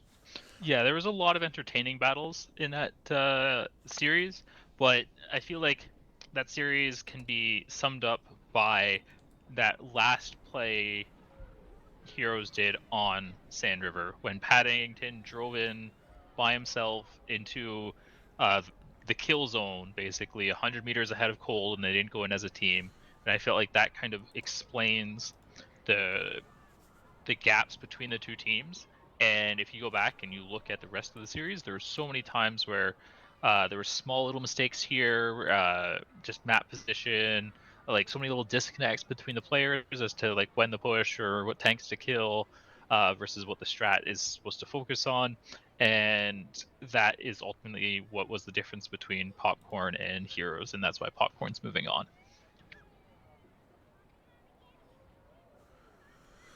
Yeah, Nothing to disagree with it. Yeah, I yeah, have to nothing agree with really that. to disagree. Yeah. And it is unfortunate that Unlikely Heroes' run has come to an end. They were kind of that the little group that could, and they've turned around some serious games. But now with that though, we are moving on to our next game, and as always, one of these teams is going home tonight with their season Yes. over. Yes, and who do you have, and what score do you have for this next match, Edge? Oh gosh, I'll put you on the spot. I'm gonna say double people or God double people J Lift over Bear Force 1, but I'm gonna say it's J Lift by I think they're gonna go 5-4. I have this feeling. Okay. Viral, what's your pick and call? I think it's gonna be 5-3 for Bears. I feel like while Wally is a great caller, I think that Bears from a soldier level, like from a calling level, I think Wally has the advantage, but from like an individual soldier level who players are able to make more decisions for themselves, I give that advantage to Bears.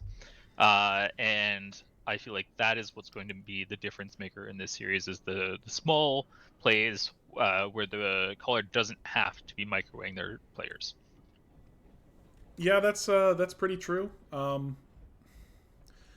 So I did notice though. I did notice that our second map of the night is Himmelsdorf. There, Viral. Yes. Now, B-Ted, you weren't around last on Friday. Uh, you didn't get to witness the Manticore go into space. Um, by No, I didn't. just to kind of so everybody is aware, that has been banned by vote of the team captains.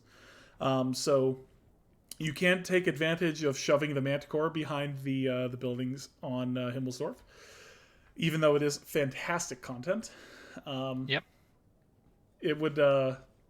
It does make it impossible to reset things. So unfortunately, that has been banned by group vote. Yeah. With that being said, I'll be interested to see if there's another little cheeky spot that might be found.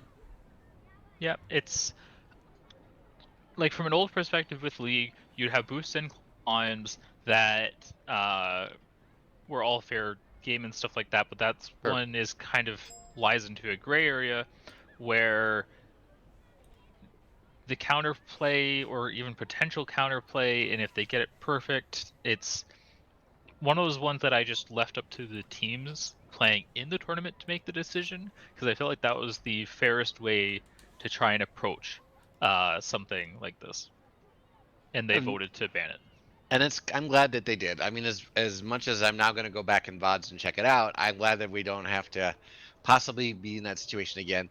And I'm going to end up going with Edge. I think it's going to be 5-3, but it's going to be 5-3, 5-4 for J-Lift. I think everything you said is incredibly true, Viral, but I also think that you do have some really great players on an individual skill level on J-Lift side. And when they're hitting on all cylinders, there's something else to watch. Mm-hmm. Alrighty, and with that, we have about 60 seconds left in this game, in the countdown before we enter our first game of the night between J-Lift and Bear Force 1. And this is, again, it's fun watching these teams play on Himmelsdorf. Himmelsdorf has been a pretty entertaining map for us this year. Yeah, well, we're going to start off on Sand River, so we're going to kind of pick up where we left off. It's one of those maps that heavily favors the defensive positioning. With J-Lift in a defensive spot, it does serve them better to kind of go up early. But in we go, and we have J-Lift bringing reps in a Kronwagen, Jack and Wallhacks both in Batchats, 11 in STB and Anakin in a T100. Bear Force 1, Speed is the name of their game, with Muscles in a Batchat, and everybody else in a CS63. So, should be interesting, I think. Yeah. I was just looking at the stats. So J-Lift has an 80% defensive win rate. This is J-Lift's map pick, obviously. Yes. But Bear Force 1, with a 14% attack win rate, chose to attack first on this map. Interesting. I wonder if they have some strat they've been working on specifically for J-Lift and the playoffs. Well, that would be my guess, considering they have 4 CS63s, and we haven't seen that come out of them before.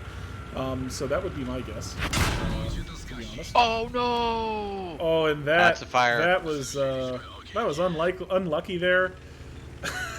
Can we right call off a the restart? bat. Can we? All those things Bears would want to do, or if this was a scrim, teams would allow to do when something unfortunate like that happens. Yeah, that was unlucky just heroes at the moment. No, that was just not good. That was just unlucky for the Bears there as one of the CSs gets set on fire. Levity now caught out in the open a little bit as the CS63 in the mid manages to get a shot into him, but with Wallhacks and Levity now pushing around, December and Thursday are going to have to make a play. Reps in the Kronwagen playing up high. He's going to get a couple shots into Thursday there. He really needs to dump his clip, though, before he gets farmed from behind by the CS63. And Reps dropping to under 1,000 HP as Wallhacks now makes the come in as well. He's probably going to get the clip on Thursday, would be my guess, as Jack and Octobear are now dueling up high. Reps still alive, though. Still alive and kicking, as 11D is getting completely bullied there in the middle. Anakin trying to come in and help as December. Another fire on December! Oh my god, he's on fire again. Just grab some marshmallows and cry. Down to 301 HP. Thursday finally going down. Kron going down. On fire as well. What is... Okay, Wargaming, hello? Hello, Wargaming? Have we just, like, increased the fire chance on everything? Because it kind of feels that way as Jack is now pushing in, or Wallhacks is now pushing in to try to get some help for Jack, but Jack managing to get the clip on Octobear. And all that's really left now is these one-shot tanks. Wallhacks having the most HP at only 687. 11D, I don't know where 11D's turret was pointing, but it was not where it needed to be. Muscle's taking a beating. Turn it. Yeah, Muscle's now bleeding a lot of HP to Jack up, or Wallhacks up on the hill with Anakin spotting him as he tried to make the play out. And this is just going kind of back and forth at the moment. Jack had one shell left in his clip and actually got the ram kill on Octo. And that's how he won that 1v1. Wow. Batchat Rams OP, considering he's ramming a CS63.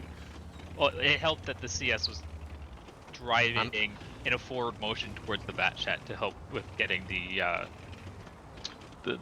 combined speeds. The way things are going, I'm surprised it wasn't on fire. Everything else seems to be on fire at the moment. Yeah, December getting toasted twice. Definitely not a play that they wanted. But now they're J-Lift just kind of waiting for Bear Force 1 to make the play here.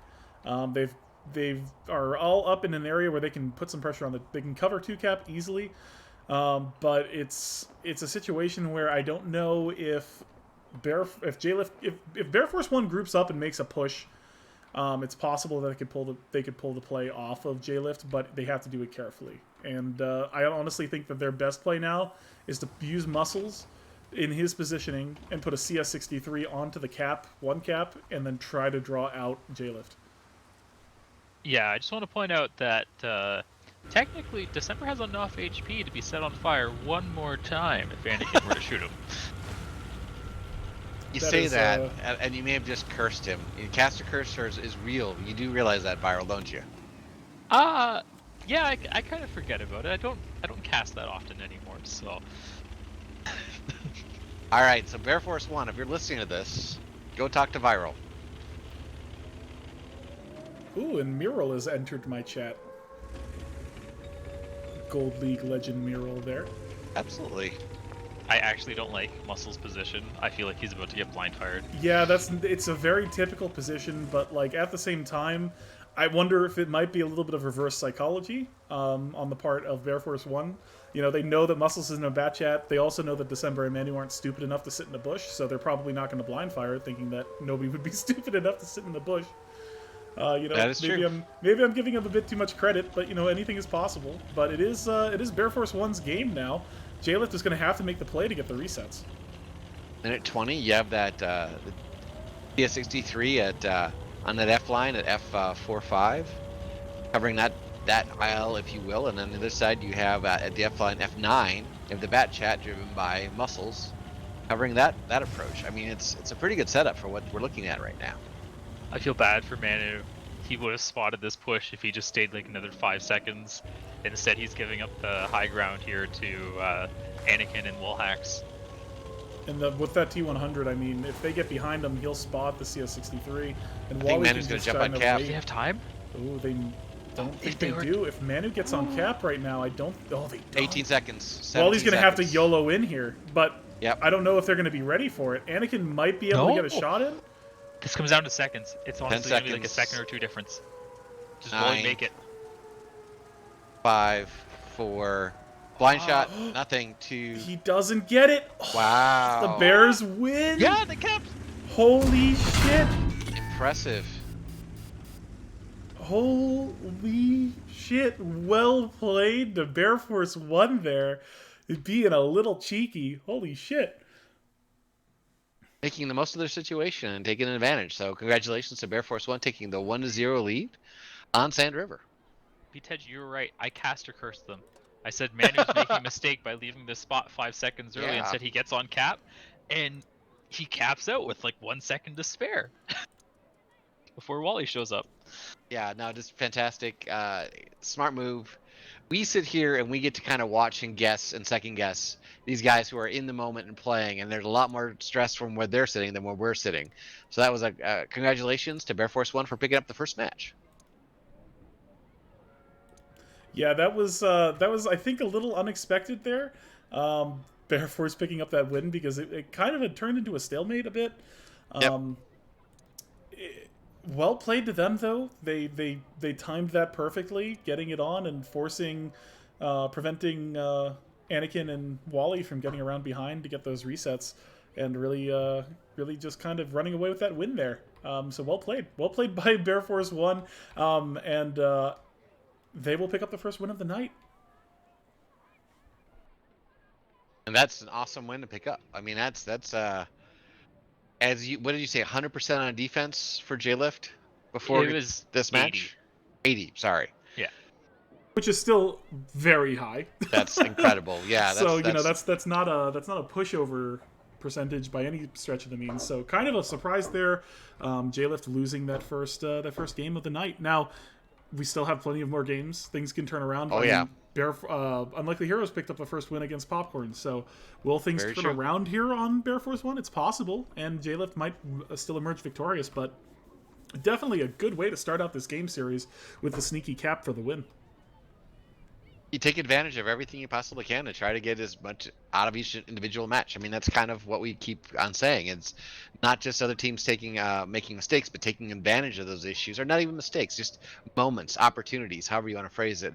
But that was a great first match, and I'm excited to see the flip side for Sand River. Yeah, that's where it doesn't really get any better for Bears. They're sitting there with the. Oh, you know what? I got it backwards before. Bears have a 57% attacking win rate. They have a 14% defensive win rate. Oh, okay. Yeah, that's why they chose to attack first, which I thought was weird. But J-Lift coming in with a 40% attack win rate after 10 battles. So we'll have to see how this works out for Bears, who are on their opponent's map pick. Yeah, and in we go. We have Bear Force 1 on defense now with a Kronwagen 277, 2 Bat Chats, and a CS63. J-Lift making another come in for their attack with a Kronwagen, 2 Bat Chats, and 2 STBs. So, again, both bringing the Kronwagen, both going to use that that clip to the best of their abilities. With Bear Force 1, though, bringing 2 Bat Chats on a defense is kind of an interesting choice. It looks like they're going to play mid primarily, sending the 277, the Kronwagen, and the 2 Bat Chats directly that way. They're sending the CS63 Octobear further south down the 0 line, heading into K, towards the K line. He's probably going to make a play up that line to try to get some shots into anything that might play that mid-ridge. But meanwhile, J-Lift has Wallhacks and Levity and the STB and the Bat Chat playing north, heading up the A line with Anakin now making a mid-play. But Reps is the big issue here. He is... he doesn't know what's coming towards him right now, but it's not a good sign. But Manu getting spot, eating a couple shots there by, I think it was Anakin in the STB, but I'm still worried about poor Reps here. If he gets lit, he's going to get pushed by Thursday and Muscles. I feel like... Oh, and he just got lit. He just got lit by Octobear in that CS63, making the run down there. And he get his clip out. And here comes Manu. Manu's just going to push right over onto Reps. He's going to eat the clip from the Kronwagen, but he does manage to bounce one shot. He does go for the ram. Muscles now is going to be able to pick up Reps as well. Manu's still alive, 214 HP. Does get picked up by Jack. Thursday should be able to finish off. There he goes, so Reps is going to go down as well. Muscles now trying to get out of there, is getting clipped up by Jack as he tries to get off of that mid-ridge. And it does look like Wallhacks is going to make the push onto December here. Will he be able to get the full clip into December? He will most likely, but how much damage is he going to bleed for it? 3 shots. The fourth go in. No, he bounces the 4th shot, and now he's just trying to get out of there. Yeah, the problem is there's no one here. Okay, he gets the 5th one in. And Anakin and 11D are finally here, but there's no one to actually guarantee the kill in December for a little bit. So we'll have to see. And it was just kind of really risky there. And Jack in the Bat Chat, still hanging out of base. Not sure what he's doing back there. Too. Yeah, Muscles is bleeding a lot there to those 2 STBs, and it just does not look good for him as he bleeds another shot to Jack. And Muscles is going to go down and with relative ease as Jack gets the snipe at long range, leaving just Thursday and Octobear now to make the pressure here. And the reality is that J-Lift can just kind of saunter on the cap, which looks like exactly what they're going to do here. Gonna need some special play out of Octobear and Thursday here to counter this. Yeah, that strat.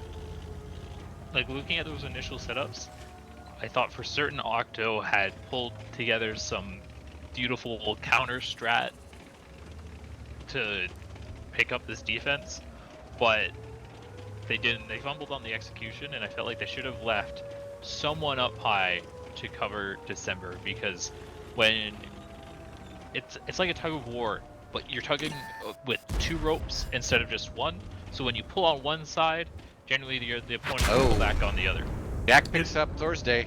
Yeah, it almost felt like Octobear was out of the fight for way too long, having driven all the way down to like almost K4 in that CS63. Now it's fast, but you know, when it's moving fast, it doesn't have any sort of accuracy whatsoever. No. And I think he was just out of the fight for way too long, and it was almost a 5-4 the entire game as J-Lift kind of worked together to get those shots off. Octobear going for the kill on Wally, misses. Again, we just mentioned the accuracy that comes with the CS63.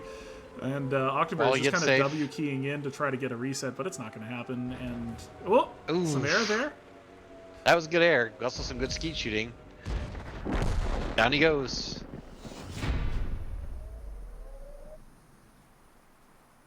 And it's now 1-1. One for J-Lift, and so we split this map. Another fun match to watch. Probably not as fun to be on Bear Force 1 side right now, but still a fun match to watch as neutrals. That, I'd actually say, at least from an overall map perspective, was actually a victory for Bear Force 1, because it was J-Lift's pick. So them going 1-1 is a fantastic start to this series for them. Muscles, 6 shots fired, 5 shots hit, 5 shots penned for 1,800 damage, and then just absolutely nothing coming out of the rest of the Bears there. Yeah, that was kind of a large F for them. I mean, it is technically a victory, I guess. At least a tactical one, because it was a victory for Bears okay. on that map series. Like Viral said, it was J-Lift's pick. Sure. They made him go 1-1, which you don't necessarily want to do, especially when it's your pick. You want to win your picks as much as you can. Sure. But J-Lift managing to claw back, making it a 1-1 tied series. Wallhex with 27.63, Elevendy with 22.39, and then we dropped down to Jack at 21.02. He seemed to be hitting some crucial shots. Jack did. Anakin at 16.21, and then Reps a little bit behind at 14.95 for J-Lift. On the flip side, yeah, that's it's muscles, and then it kind of falls off a cliff, as you were saying.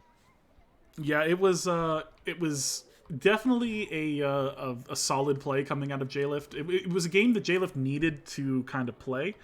A curb stomp, as it were, onto Bear Force One to kind of make the point that the previous game where they capped out, was a fluke. So it's entirely possible now that we're going to start to see J-Lift come back, reestablish their dominance, as dominant as 11D can be. But we will have to wait and see, though, as we are about to head into Himmelsdorf. Which it all comes down to results, and this is a map that both teams have tons of experience with. Yeah, they both have, I'm going to say, similar percentages in terms of the Bears have 57% defensive win rate, plus then a 50% attacking win rate, whereas J-Lift, if I can ever speak properly, because that's the hardest part with casting, is they are rocking a 77% defending win rate, but then only a 30% attacking win rate. So they're both at like 107% if you were to add the percentages together. So it's not one team having a massive advantage on this map, like we saw on Sand River, where J-Lift was like astronomically higher on their defense and really strong for their attack in comparison to the Bears, who, from like a statistic standpoint, struggle on the map. Here we go. And I like the lineups. Yeah, and back we head in with J-Lift on their defense of, I had to just double check that, with a 50B, 3 E100s, and a 277.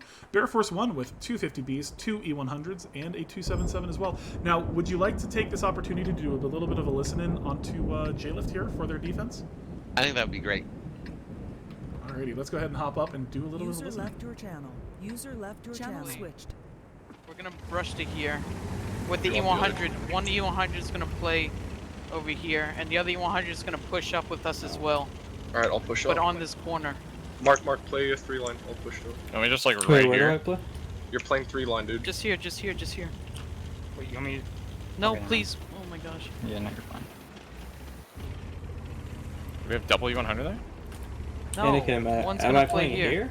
Yeah, One's gonna no, play Mark, here. you're One's playing gonna here, play bro. You're here. high. Okay, yeah. You want me coming down and watching this 8 line, right? What? No, I want you just sitting here, dude. It's Sit like on cap. literally right here. I can't even ping it because of the dumbass game. Just get ready to hide 11. I could just sit here and watch it. I think I get a shot in Make sure anyway. you can't die They can, if anything here. yeah, they can do that. Like, I know, so you play like the backside. The top, like. okay, but then I don't spot the B line. Why do you need to spot B line? Mark is Okay, lighting right, B line. You're right, you're right. That's all. Yeah, I'm already watching. Yeah. I haven't seen anything go over. Here I am.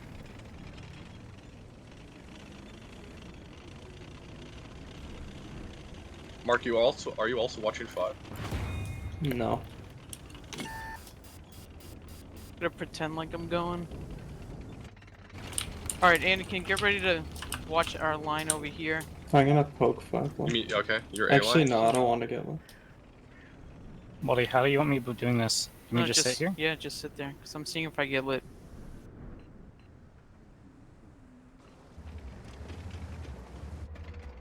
I'm watching 8 line now. Okay, this guy has to come up here. Like Okay, coming. get ready to watch this so the 50B doesn't insta-die. I'm watching it right now. I'm also just watching the, this.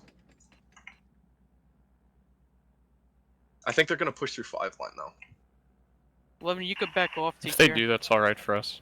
it's not, I get picked for free. No. 11, you should go. I'm turning around. You just back around. Okay. I'm gonna cross in front of you. Mm-hmm. Oh, I lit that. I got lit for it. It's good timing. Want me to start rotating over? Yeah, move Mark over now. Where? Hello? Yeah, I'm looking. They're gonna push through 8, and you just watch the cross. Get the 100s.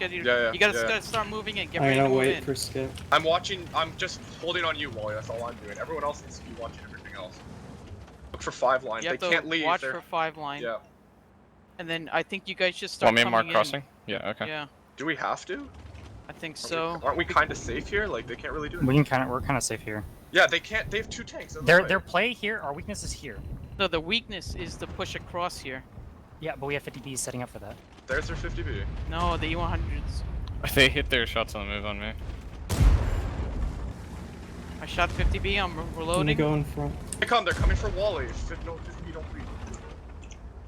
Yeah. 50B is down 2. I told you guys to move in already. I think this No, Mark isn't moving. So I'm just dead to this E100 now because you guys didn't want to listen? No, he has to over-peek on you very heavily and expose himself to me. I can't. Yeah, this is so fun, dude. Yeah, I love when you guys don't listen and we just Mark lose. just has to go. Mark isn't fucking moving. Push in the A line, please. Can you move in the A line before I die? That's really cool, guys. That's so cool. So cool how I already called that and you guys didn't want to listen. That's so cool. They can't do it anymore. They can't do it anymore. Awesome. We're gonna re-push 5 line I'm now. on my clip is up. How do they cross back? They can't. Can you side scrape that? Is it possible? As long as you don't as long as they don't allow. I already lost Mana's 2 about to do fucking big shots, like, because you guys are retarded. They have a 50B right there. Those dudes just gonna kill me. -1. Okay. -2. How does the 50B kill you? We might actually lose now for this. Like, Mark, I think, yeah. Dude. Whatever, dude. I wish you guys just We just have to go, Mark. We just have to go into this. I'm dead. Yep, I'm dead. Into this C100, Mark. It's like I'm talking for no fucking reason. Mark literally didn't fucking move. I don't even want to play now. Like, go fuck yourself, dude.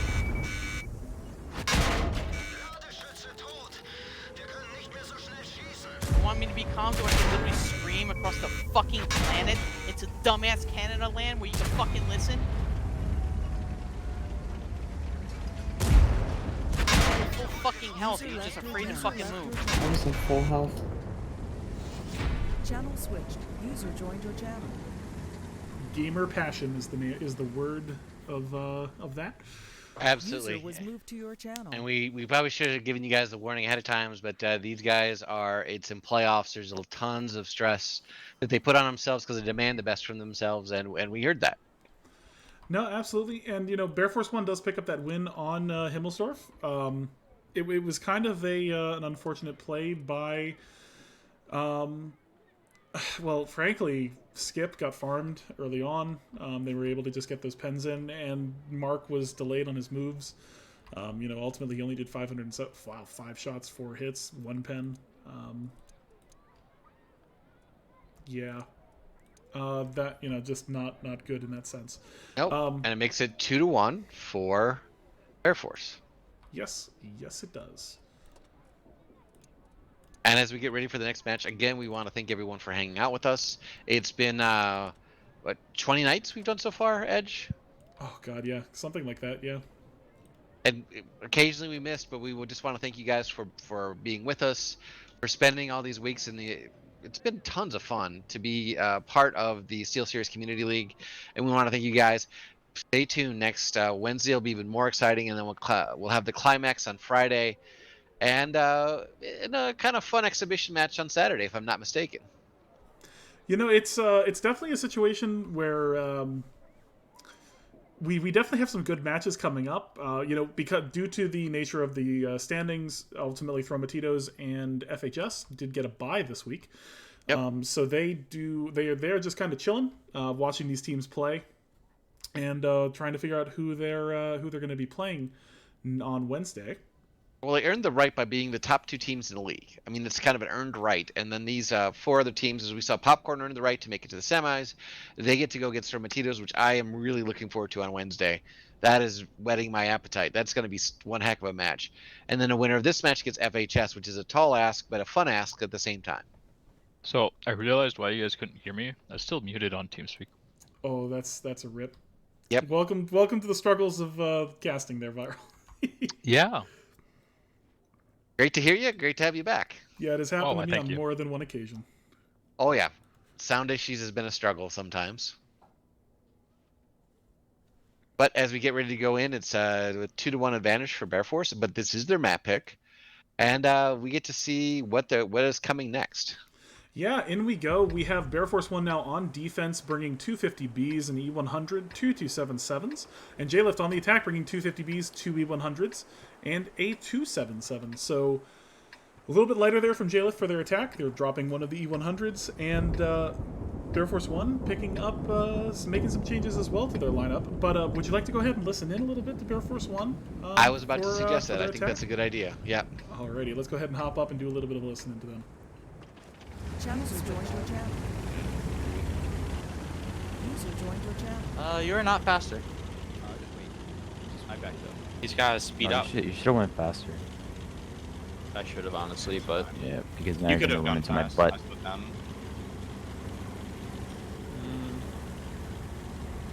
Are we saying muscles?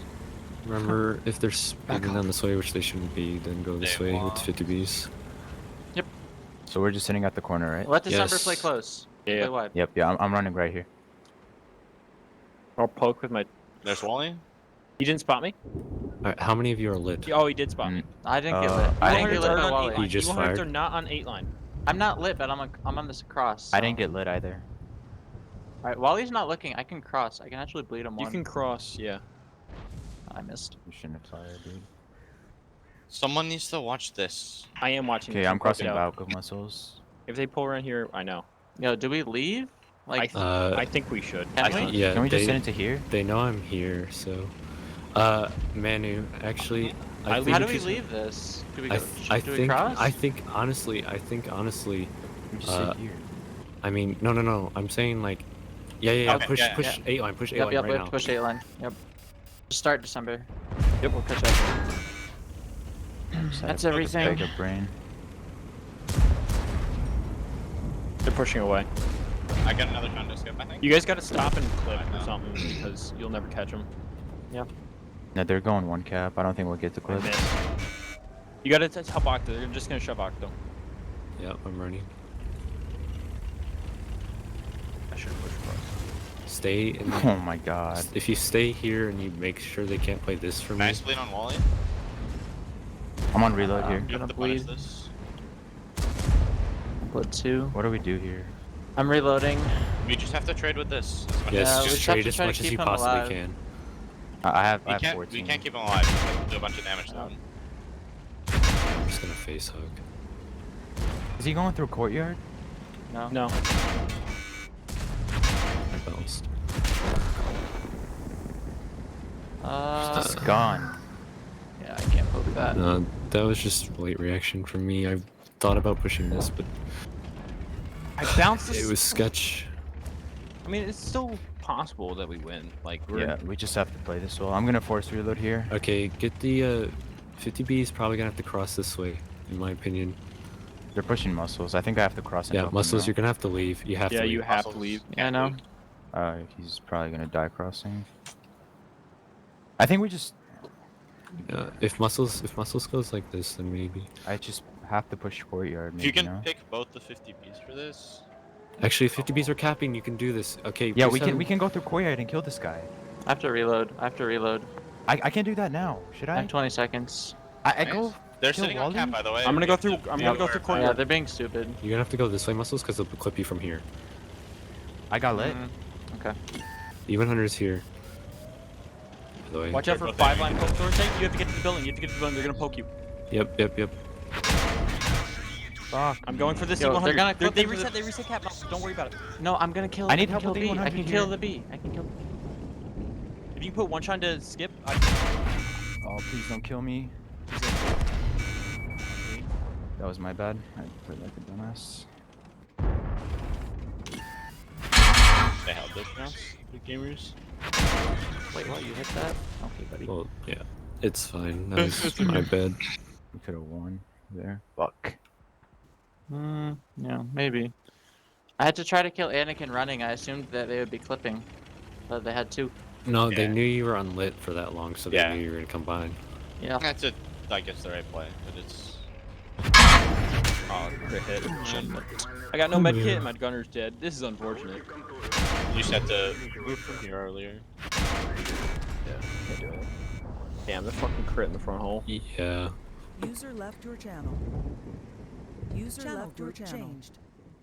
Should have gone up the B line immediately, to be honest. Always just insta-rotate from there if they're not fighting it. Channel switched. You just moved the entire channel, whoever tried to move me. I don't know who tried to move or anybody, but I don't know who somebody did that. Somebody. I saw that and I was like, what happened? The server log says Bear Force's one team channel was moved by Beachhead. Oh, I apologize if that's me, guys. I didn't touch anything with Edge, so I apologize. I was just jumping down. Oh, that was funny. Well, J-Lift pulling it back there. Pretty demanding win. We're going 1-1 with both of these games. Yeah, exciting matchup. Viral, I take it you can fix this, hopefully. I can. Well, I think we should just probably leave it for now, though. Sure. In the interest of not messing with them and breaking TeamSpeak further. Again, yeah. So apologies to Bear Force 1. I don't know quite how I did that, which is a lot of things with TeamSpeak. But that being said, great match. That was fun to watch, and I loved the amount of just pile on and go, just overmatch from J-Lift. Yep, just as we saw in the previous battle, the Bears capitalized on the mistakes of J-Lift. Now this time we got to watch J-Lift capitalize on the mistakes of Air Force 1. So it's going back and back, and now 1-1. So we neutralized the first two maps, and now we're basically playing a best of 5. Very true, and it gets us more maps, which makes it much more of an exciting evening. And looking at the setup, I mean, that was once the ball got going, it was definitely J-Lift just never took the foot off that accelerator. I mean, they just kept going and going and going, and now we move on to Ghost Town. Yeah, and Ghost Town definitely a favorite of J-Lift. They've got a very solid tech defense win rate on it. They've taken on some of the better teams in the leagues and pulled out wins on it against them, particularly FHS and Thromatitos come to mind. They're a solid team. Both of these teams are solid. Both of these teams are able to do well here, and I think in all honesty, it's kind of proving a little bit here how equally these teams are. Oh, absolutely.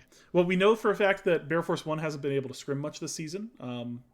So we know that because we talked to December, that they finally had the opportunity to actually run some scrims. Muscles actually last week on Wednesday. And he let us know that they were finally able to run some scrims. So it looks like it might have finally caught up to them a little bit, I think, and they are starting to put a little bit of pressure there, put a little bit of the squeeze on some of the better teams. Absolutely, and at 2-2, this is still wide open. It's anyone's match. It depends on who's going to take advantage of the situation. And with Ghost Town, we've seen Ghost Towns go back and forth. As you pointed out, J-Lift is very strong on this map, but as we've seen, this is the playoffs. Anything can happen. If you have a strat that you stuck in your back pocket and practice with it and kind of your rainy day strat, if you don't use it now, you may never get that opportunity. And in we go for our first game. Oh, yeah. On Ghost Town, and it looks like Mark is out and Jack is in for J-Lift, but for Bear Force 1 on their defense we have Thursday in a 50B, Octobear in an E100, December in a 277, Manu in a Super Conqueror, and Muscles in a Bat Chat. And coming from J-Lift we have 2 E100s coming from Skip and Anakin, Wallhacks in a 277, Jack in a Bat Chat 25T, and 11 in a CS63. Awesome. I think Do you think we'll see a brawl, or do you think we'll see the pivot rotation that kind of the cut and thrust we've seen on, if not for the brawl on Ghost Town? Which one do you think we'll see, Edge? Oh, I don't Ooh, know. okay. We have a DC call. So Yep. you guys will head back to garage and we will restart the battle. Alrighty, back to garage we go. We go. And Was guys, it, crashes happen sometimes. Did Jack's internet run away on him again? Wall hacks. No, Wally's game crashed. Oh, that is unfortunate.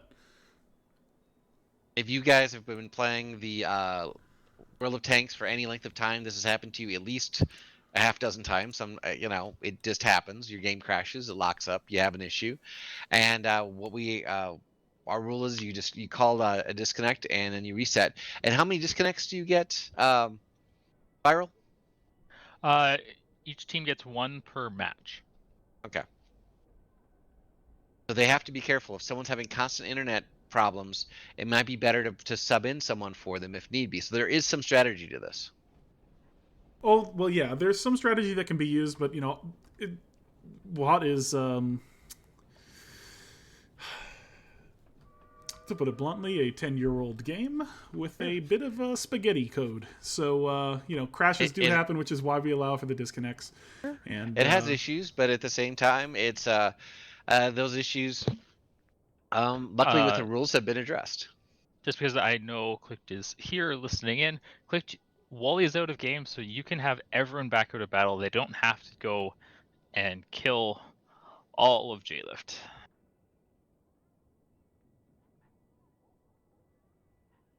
And that's some behind the scenes that you don't normally see, because normally Viral's on a different channel working with the admins and running the league and making this possible. So again, thank you so much to Viral and to Peace and Click and everyone else who make this possible. I'm giving the opportunity to run the cat cam for everybody right now while we have a bit of intermission. So, if you do go over to Edge of Insanities, he does have his live cat cam going on right now. I highly recommend you visit him. Make sure you follow Edge as well. Great streamer and all around generally okay guy. Wow, only okay. Okay. No, no. Edge is fantastic, and he's got a cat, so that makes him even more fantastic. And the best name for what is the name of your cat again? For those His of us, name is Freddy, which is awesome because of his little mustache, named after Freddie Mercury. You know, as far as musicians go, you can do a lot worse than Freddie Mercury. That is absolutely true.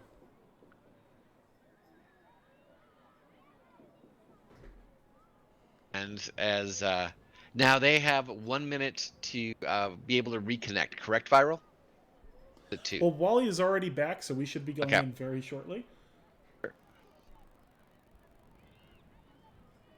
Yeah, they have 2 minutes for the player to reconnect. At the end of the 2-minute timer, a 3-minute timer is then placed. At the end of the 3-minute timer, they must rotate the player out for another player. Okay. A little bit more of the details, the minutia that goes into running the league.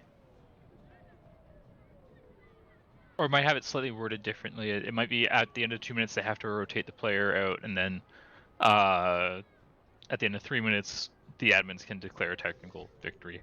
I do run the league. I did write the rulebook, but the exact wording sometimes still eludes the person who wrote it, and that's part of the reason why I have designated admins for running the rooms, because we can have people behind the scenes go and check all the fine details if necessary. Viral, it's a big rule book. I mean, you did a great job writing it, but it's not a small book. It's only like 20 pages or something. Only 20. Only but 20. in we go. You know, per regulations, the teams have to ready up the exact same tanks that they were readied up in originally. So we shouldn't see any changes coming from that for sure. Absolutely. And as it rolls down, again, do you think this will be cut and thrust, brawl, or do you think this will be a slow play Edge? Well, J-Lift is definitely kind of set up for both. With the E100s, they can play more of a slow game. With the Bat Chat and the 277 and the CS63, they can definitely play a quick game if they need to as well, because of the speed that those tanks are offered.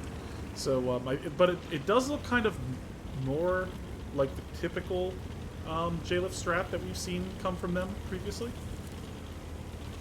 If I remember correctly, they used to be using double bat chat, whereas now we're starting to see the CS be included. So we'll see how well that works out for them.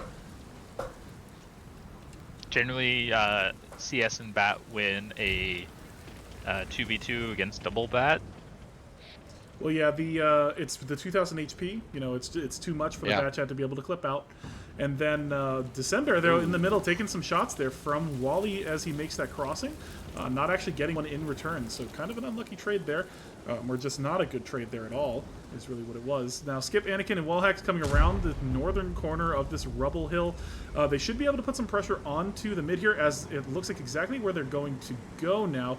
CS63 and the Bat Chat out in the field are going to kind of come in now, and it looks like they're going to try... Yep.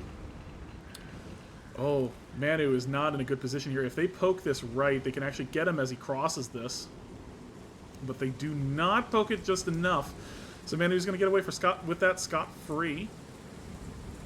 And everybody's kind of just flexing around at the moment. Being patient.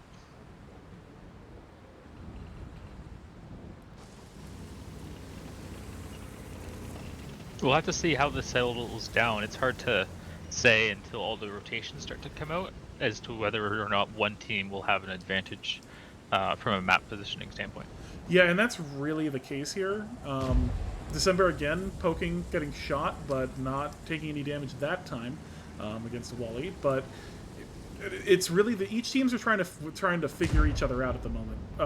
December getting a little bit of revenge there, getting the snap onto Wally as well. He missed the shot on December, so they've equaled each other out in HP. Wally got the better roll though.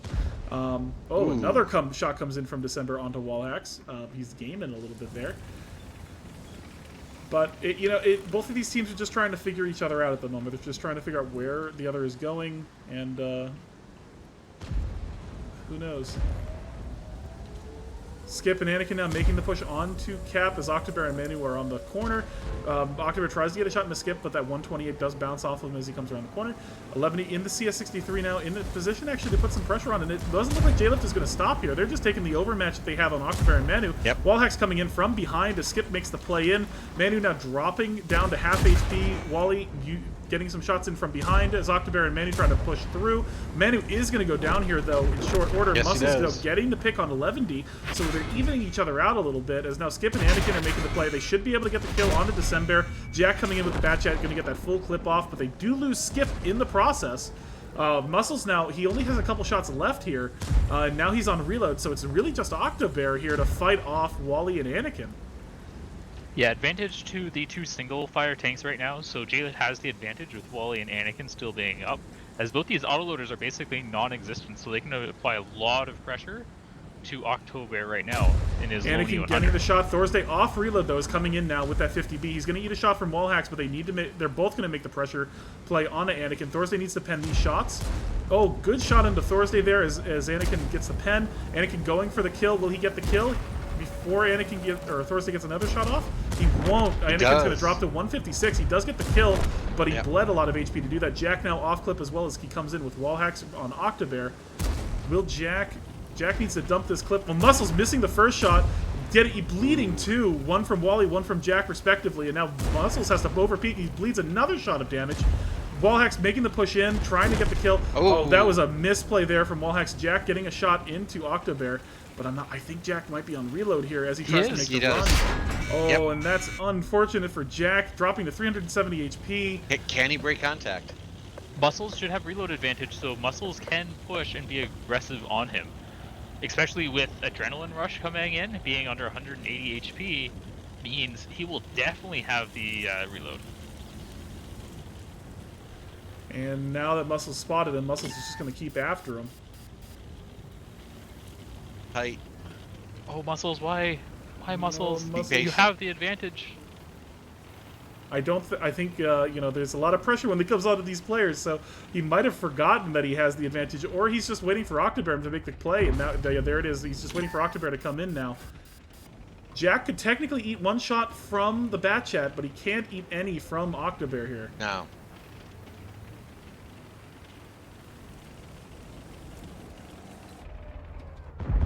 Oh, and the miss. Ooh. He needs to get another shot. If he can get another shot in, he might get the pick.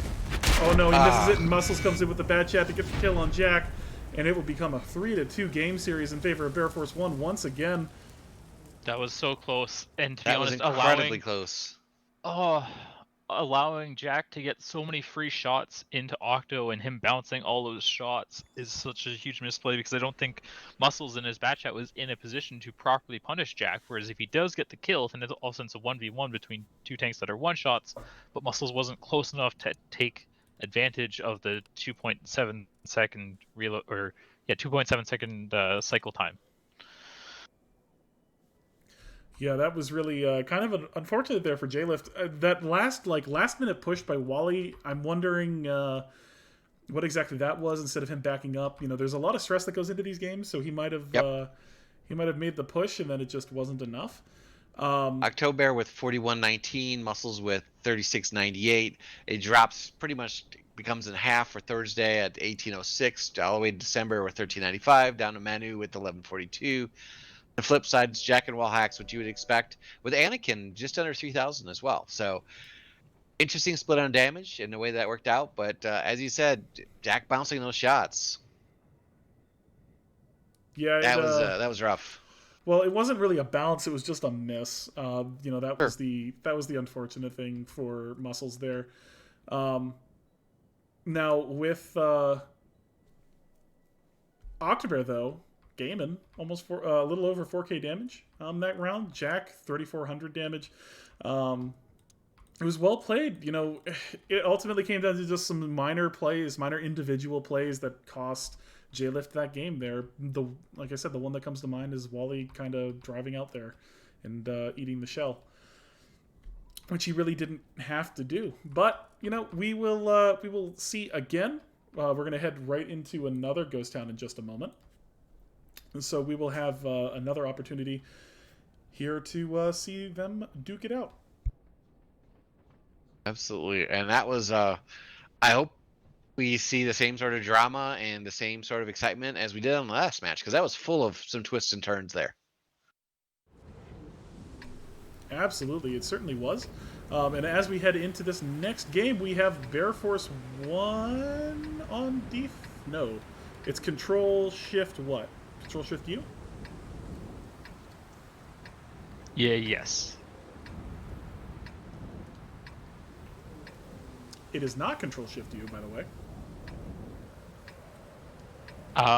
Control Caps Lock U? There we go. Okay. Nope, it is not that. Oh, give me 1 second. I'll pull up the manual. Yeah, I apologize, guys. We do have the colors backwards at the moment, but we do have Wallhacks 11D and Jack in their tanks making the aggressive play towards the 1 cap here. They're going to use Wally here kind of to get close, and underneath the CS and the Jack and 11D are going to be able to put some pressure onto Octobear here. If Octobear decides to overpeak that 0-line ridge, we are getting into... So, Control Alt Shift. Try that one. Control Alt Shift? And then U. And hey, there it is. Alrighty. Wait. No. We switched colors, but we didn't switch names. Okay, I think I messed up. Anyway, Skip and Anakin now making the play. They're making their move in. Completely thrown off everything. Manu, though, putting a lot of pressure on the cap here with the 277 December, and the 100 is trying to keep Skip back as Manu tries to make the peak here. He should be able to get a couple shots here into Skip. Manu, though, there's the reset. Yeah, there's the reset. Wallhacks, Anakin, and Skip now in a good position to be able to provide some direct pressure onto Manu as December tries to even the odds a little bit with that 155. But Manu is going to go down. 11D in the CS63. And Jack, I completely missed it because I was looking at this brawl. But they have both dropped tremendously. 11D down to 65 HP. Jack down to 571, which is just not good at all. And it looks like the Bears are just kind of establishing a huge lead right now in HP over Bear Force 1, as they had to bleed just so much HP trying to get the resets on Manu there. Yeah, as long as Octo doesn't miss, any shots or like take a really bad trade, he could almost 2v1 Jack and 11 here in the north.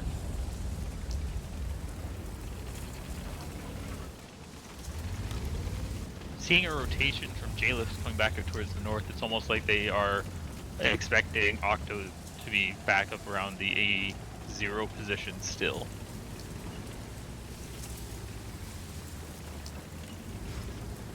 Yeah, with J-Lift having the one tank advantage at the moment, but down by almost 3,000 HP, it's just not a situation that is good for Bear Force One at all.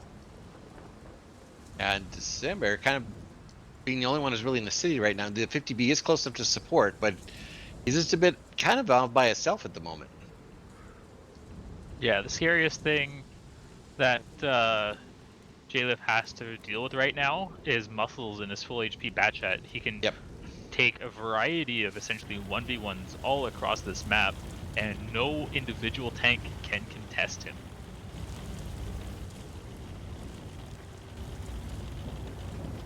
Yeah, Muscle's now flanking around. He is going to get into one of these bushes, and he should be able to spot Anakin with relative ease. And that should spell disaster for Anakin, at least. Yeah, and Anakin now getting lit by the Batchat. Will Muscles get the shot in the pen? He's looking for it. He misses the first shot. Misses the second shot. Blind shot miss. Oh, unlucky there. Anakin, though, down to 149 HP. Oh, and he does get the kill. Muscles getting the pick onto Anakin, leveling again more HP off of Bear Force 1. And now Bear Force 1 is up, Bear Force 1 is now up by exactly 3,000 HP. Yeah. Because of all the damage on J-Lift, they actually aren't capable of trying to make any kind of counter push in towards the city, because it would have to be dealing with the E100's 750 Alpha and the clip from the 50B, which would make it incredibly difficult for them to try and attempt any kind of punish for the Batchat being off his clip. And here comes 11D now making the play with the Batchat up the 1-2 line. They are in a position to provide a little bit of support for wall hacks and skip, but with that E100 on the cap, or near the cap at least, it makes it rough for J-Lift here, because they're gonna have to try to get in and kill him. That's the reality of it. And with using the wreck of Manu's Hulk here, they're gonna have a difficult time doing it if he angles his turret correctly. Yeah, it's a delicate situation here for J-Lift. Yep, and he's December, they're bleeding. Ooh, he's slowly trying to work the wreck in so he can play on the cap and apply that cap pressure, but it's not working yet. J-Lift here Skip's taking 2 shots. Yeah, Skip is going to bleed here to the 50B. Bounces the third, but December, he makes him turn his turret. Thursday getting the final pen. Now all that's left is wall hacks here on the corner of Cap 2 as December's just going to push around, drop the shell with that 750 Alpha, going to roll for 70-77. And this is just not looking good for Wallhacks here, who just kind of W keys in. And I think Wallhacks is kind of just on to go next as 11D with 65 HP and Jack with 571 HP are just not going to be able to get resets in. No, they don't have the HP, they don't have the tanks, they don't have... I mean, it's 1 tank versus 4. Jack is good, but that's too much of an ask.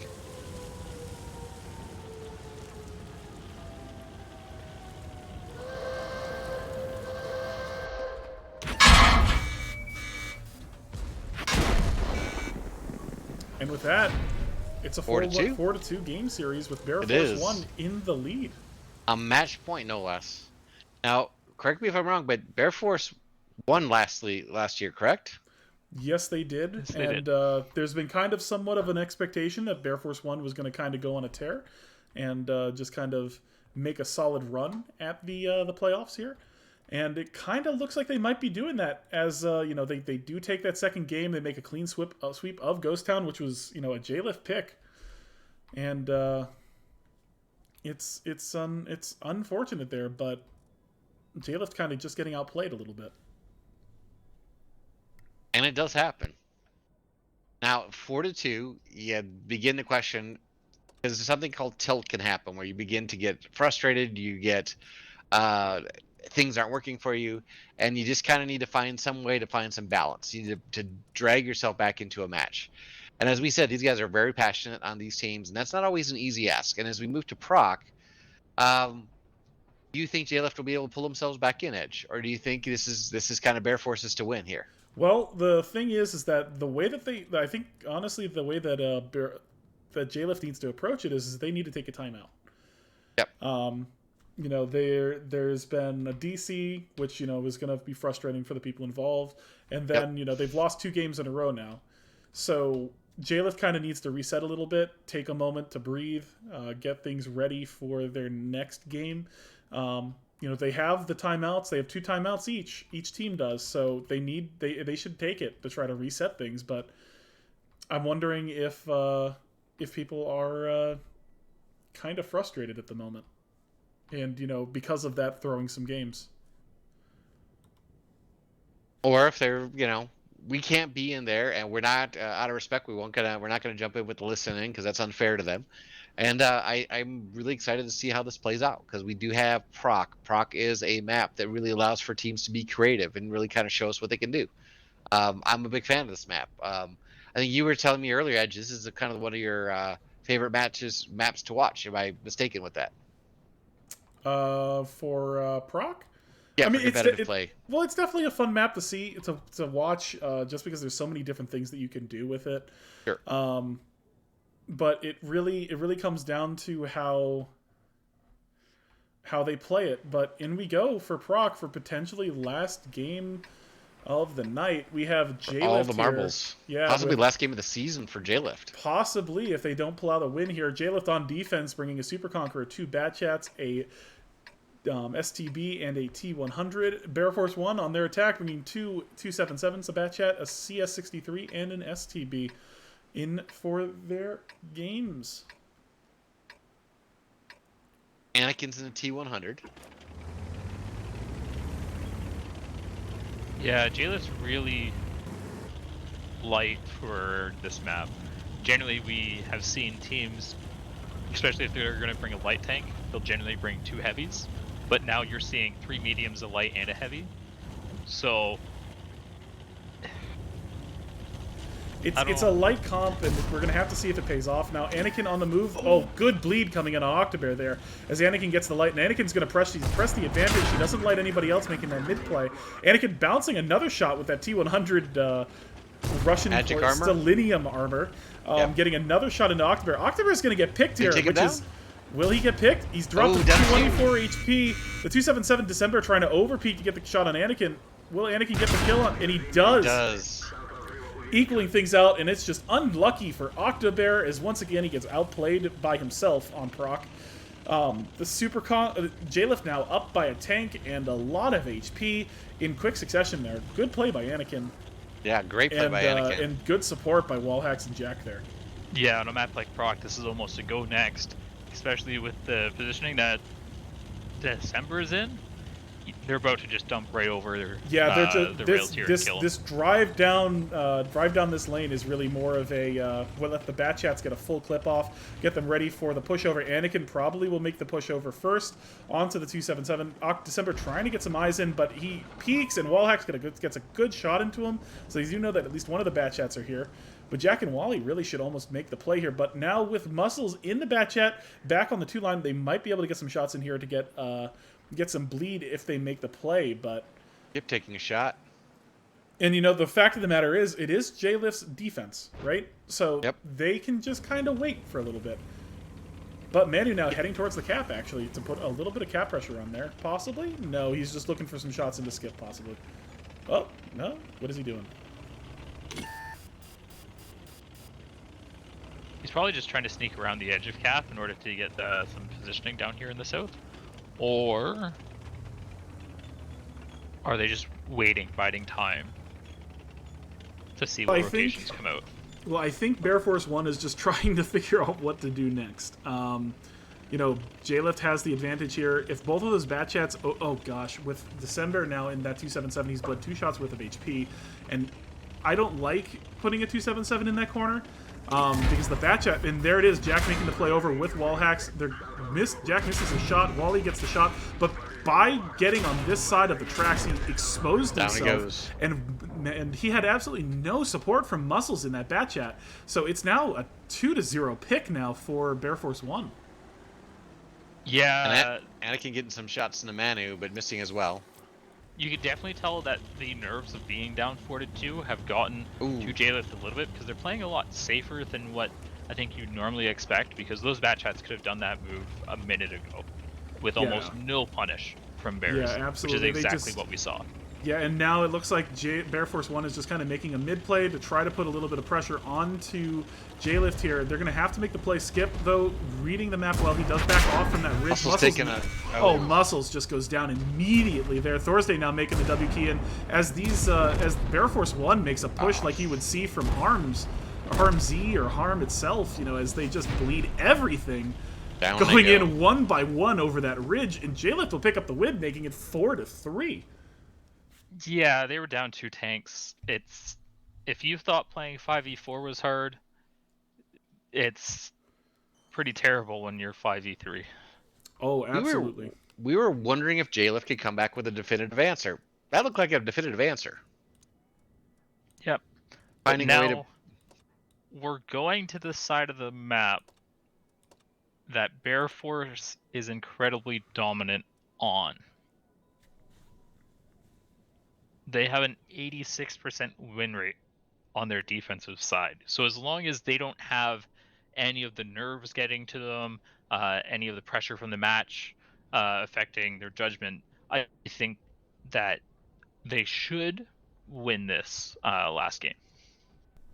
Well, it's possible, but I'm still holding out for a 5-4 win or a 5-4 game series here. It's kind of gone back and forth this whole I gotta night. go with Edge. I want to see these teams push to the limits. 5-4 would be a great way to see what they can do under pressure, because this is not easy right now. So these guys are doing the best they possibly can.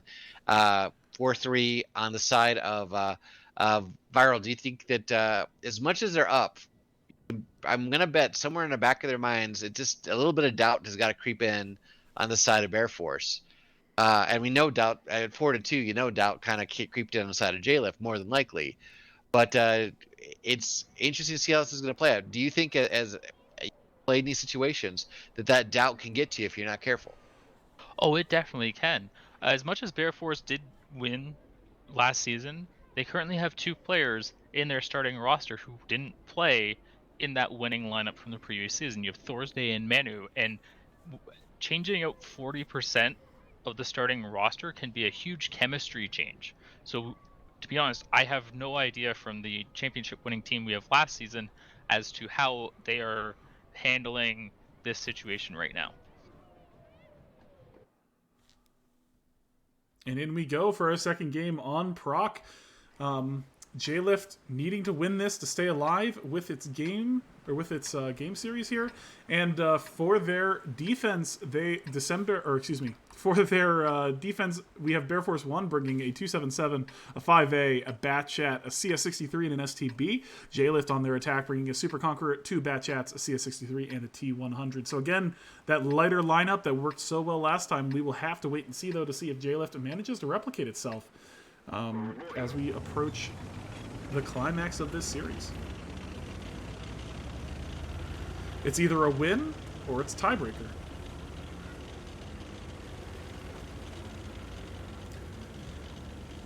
This is kind of the fun part of competitive tanks, because it's all come down to this for both teams. Right now, it's J-Lift on the knife's edge. They lose this match, they're out for the season. I don't know if I like the East play.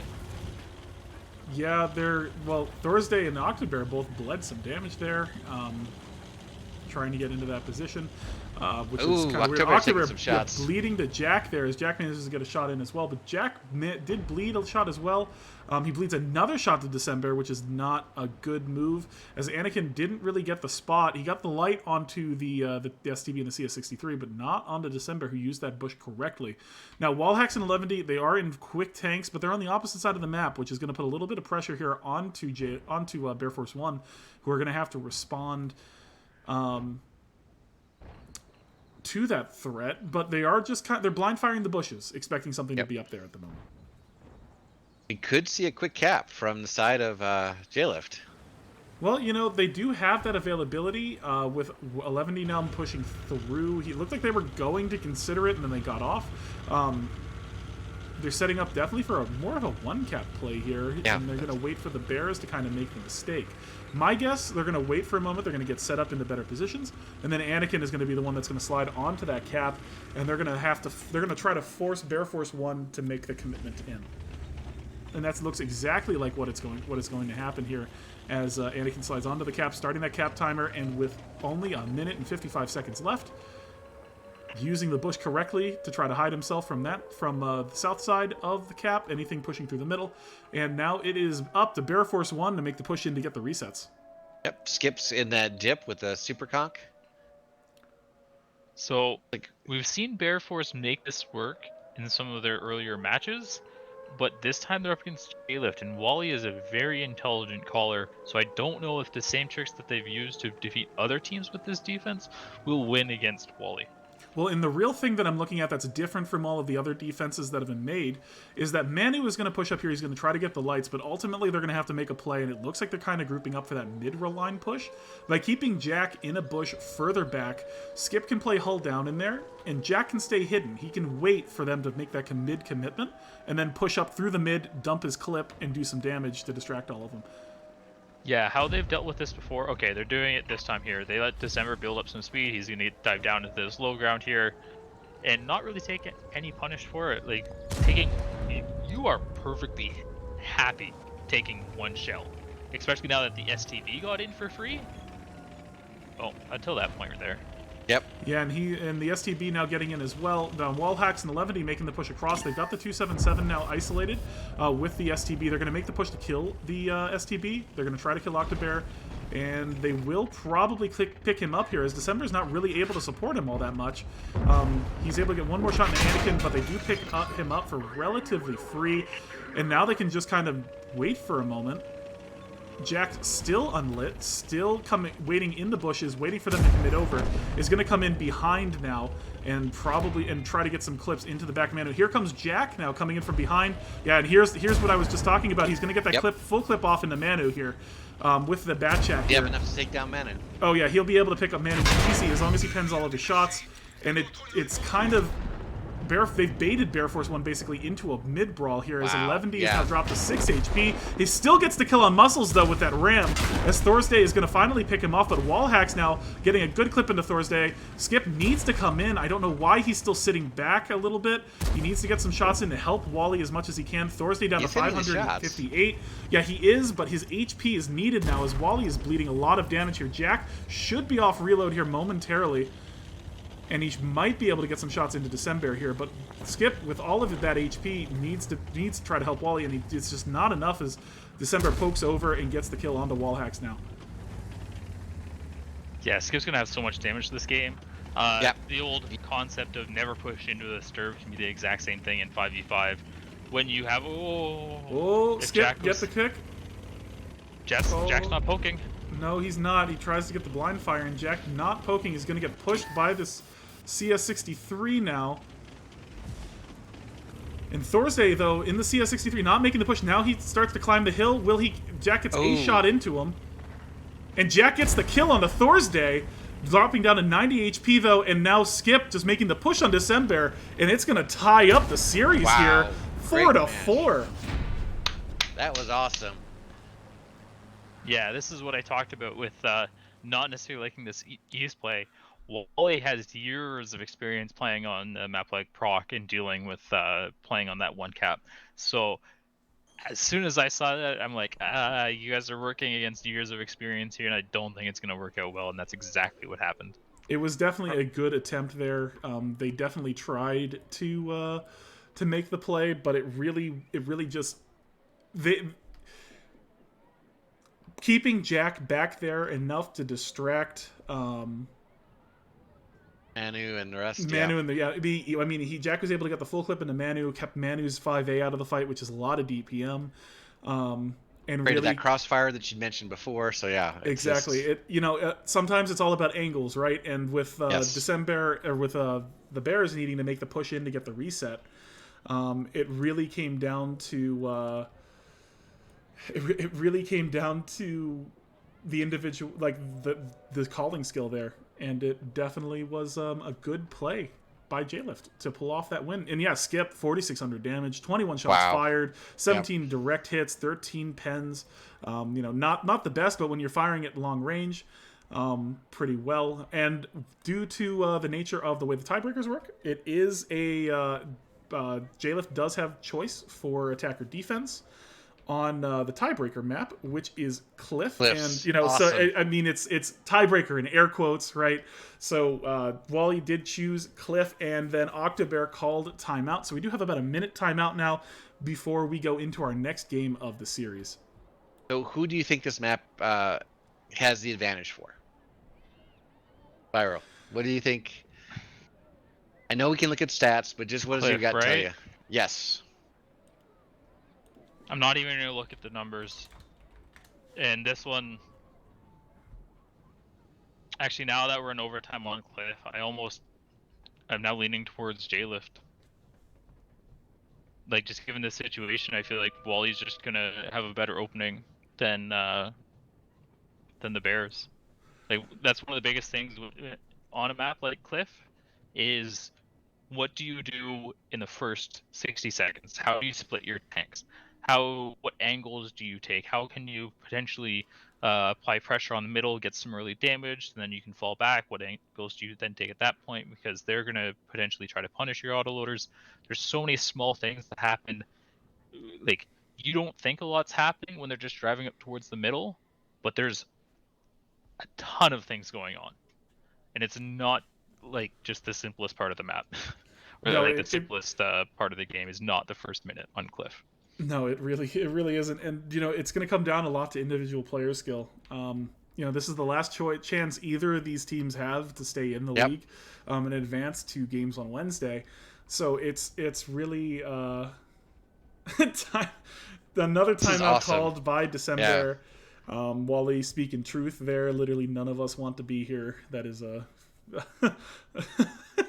I mean, I don't think either of these teams went in expecting it to go to the tiebreaker round. So definitely a good play, or definitely a good point. Oh, it just shows you how close these two teams are to each other. I mean, this is just and the strength of the league. I mean, we can argue that J-Lift and Bears are showing some of the best. Yes, errors are made, but errors are going to happen in every single game.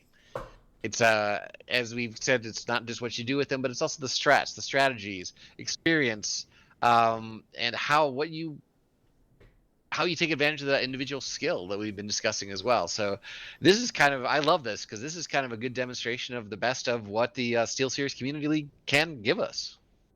Oh, absolutely. And with that, we are going to be starting our 60-second timer. Oh, here we go. Into our last game of the night.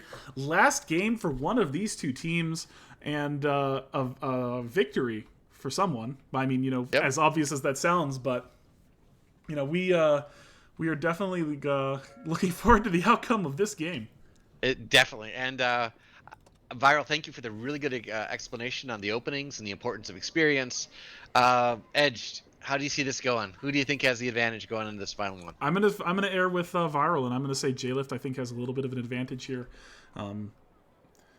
But it remains to be seen. Oh no, it's it could go either way with the way that Cliff operates.